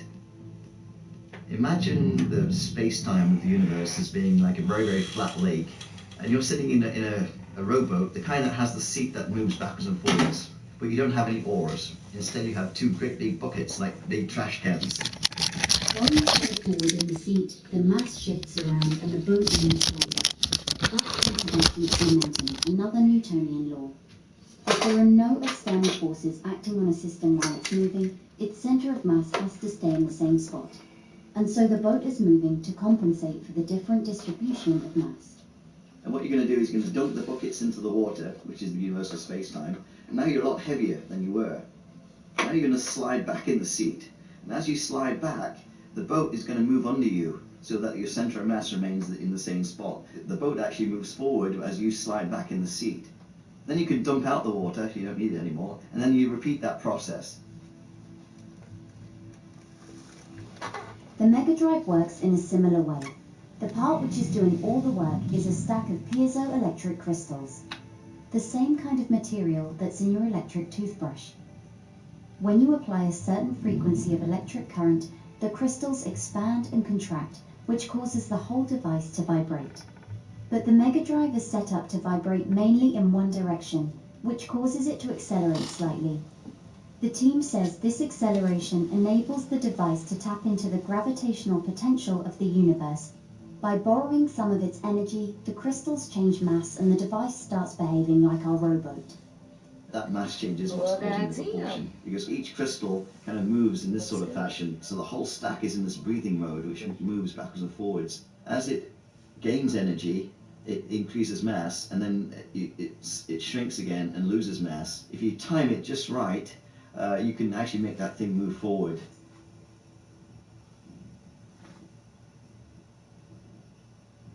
All of this has been the life's work of Jim Woodward, who set off on this path over 3 decades ago. Since then, he's been working alone on the Mega Drive project in his spare time, until his desk at the university was relocated to the office of Hal Fern. I was away on sabbatical, and I came back, and there he was. So there I was, and Hal was not happy. And at first I thought it was absolutely insane. What on earth is this guy trying to do? I took a closer look at what he was doing. That's when I really became more interested. The shift is very small. I grew up on Star Trek, and I would love to be able to say that I worked on something that would help people get across space-time quickly.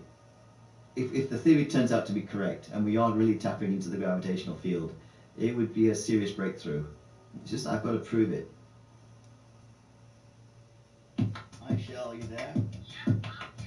But proving this idea has been a problem. The movements of the device have been extremely small, not large enough to register with the naked eye. But after receiving 2 grants from the NASA Institute for Advanced Concepts, or NIAC for short, the team has managed to greatly improve their existing prototype. Jim was basically paying all this out of his own money. He must have put $30,000 to $50,000 into this project. He didn't want to buy off-the-shelf kind of equipment, because some of it wasn't available when he started doing this 30 odd years ago. You couldn't buy some of the equipment, you just had to make it and build the circuits yourself. We did have some people come over at one point, and they saw Jim's homemade boxes. They didn't really take him that seriously. I had to convince Jim to buy some equipment, off the shelf, that we could get fully calibrated. Trying to get things set up so that we could actually do some runs that would make interesting video material. Many new collaborators have joined along the way, and the team has designed a new setup for the device, hanging it from a pendulum to increase thrust and eliminate any vibrations which might be mistaken for it. Okay, here we go. 3, 2, 1. And they've finally started seeing it move with their own eyes. you can physically see the thing shudder around vibrating, and you can physically see it move off to one side. So that's actually quite exciting. If we can actually show that by a video, then I think that should convince quite a few people. It's on a reflector on the frame, okay? Still think we should give Jim that earphone that looks like a wormhole. No. I think it looks cool. Yeah. The devices we build now produce those type of forces between 100 and 1,000 times larger than the forces that we were producing even a year or two ago. It's very, very small. If you think of maybe a little pulley with a little mass held on the end of a string, the forces that would produce if you drop, say, 2 or 3 grams of weight down, you'd almost barely feel it in your hand, like the weight of a feather. Maybe a little bit more than a feather, maybe 2 feathers. I'll be generous, I'll give you a couple of feathers. The team calculates that the smaller the device, the larger the force it can generate. So instead of scaling up, they hope that arrays of thousands of tiny megadrives powered by a nuclear battery could one day be deployed to accelerate large probes into interstellar space. They are sufficient actually in and of themselves to make it possible to take a starship, a human-crewed starship, to nearby stars and back in some reasonable fraction of a human lifetime. So the question is, have we all screwed up? Are we collectively smoking something? Do we not know what we're doing? I suppose you might argue that that's the case, but the way to find out is to find out whether or not the gizmos that we make are really doing what we say they are doing. A few other teams have already tried to replicate the megadrive's results, but the findings were negative. People don't expect this thing to work. It sounds so bizarre. There are several things that could happen that could cause these false positives, and that's what people think is going to happen. If they're saying this strange effect is actually real, then and then somebody else comes along and proves it wrong, then they look like they have egg on their face, basically. So it's much harder to say that something is a real effect when it's controversial. Because of this controversy, NASA is now funding an independent study of the megadrive at the Naval Research Laboratory. The neat thing about the claim here is they say there's some revolution.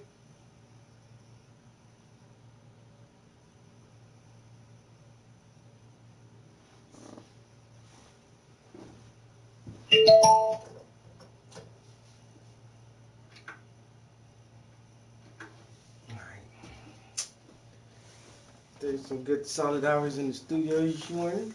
What time is it? Game time. That's a weird thing, but I kind of like it. I like the sky and the water. It's different. I will never forget this dude. Like he has a distinct style for what he wants. Very cartoony. I almost don't even want to post that shit. Move. Oh, he's gonna say something about it now. Another commission. Can you make the words bigger? Can you make his rain boots red?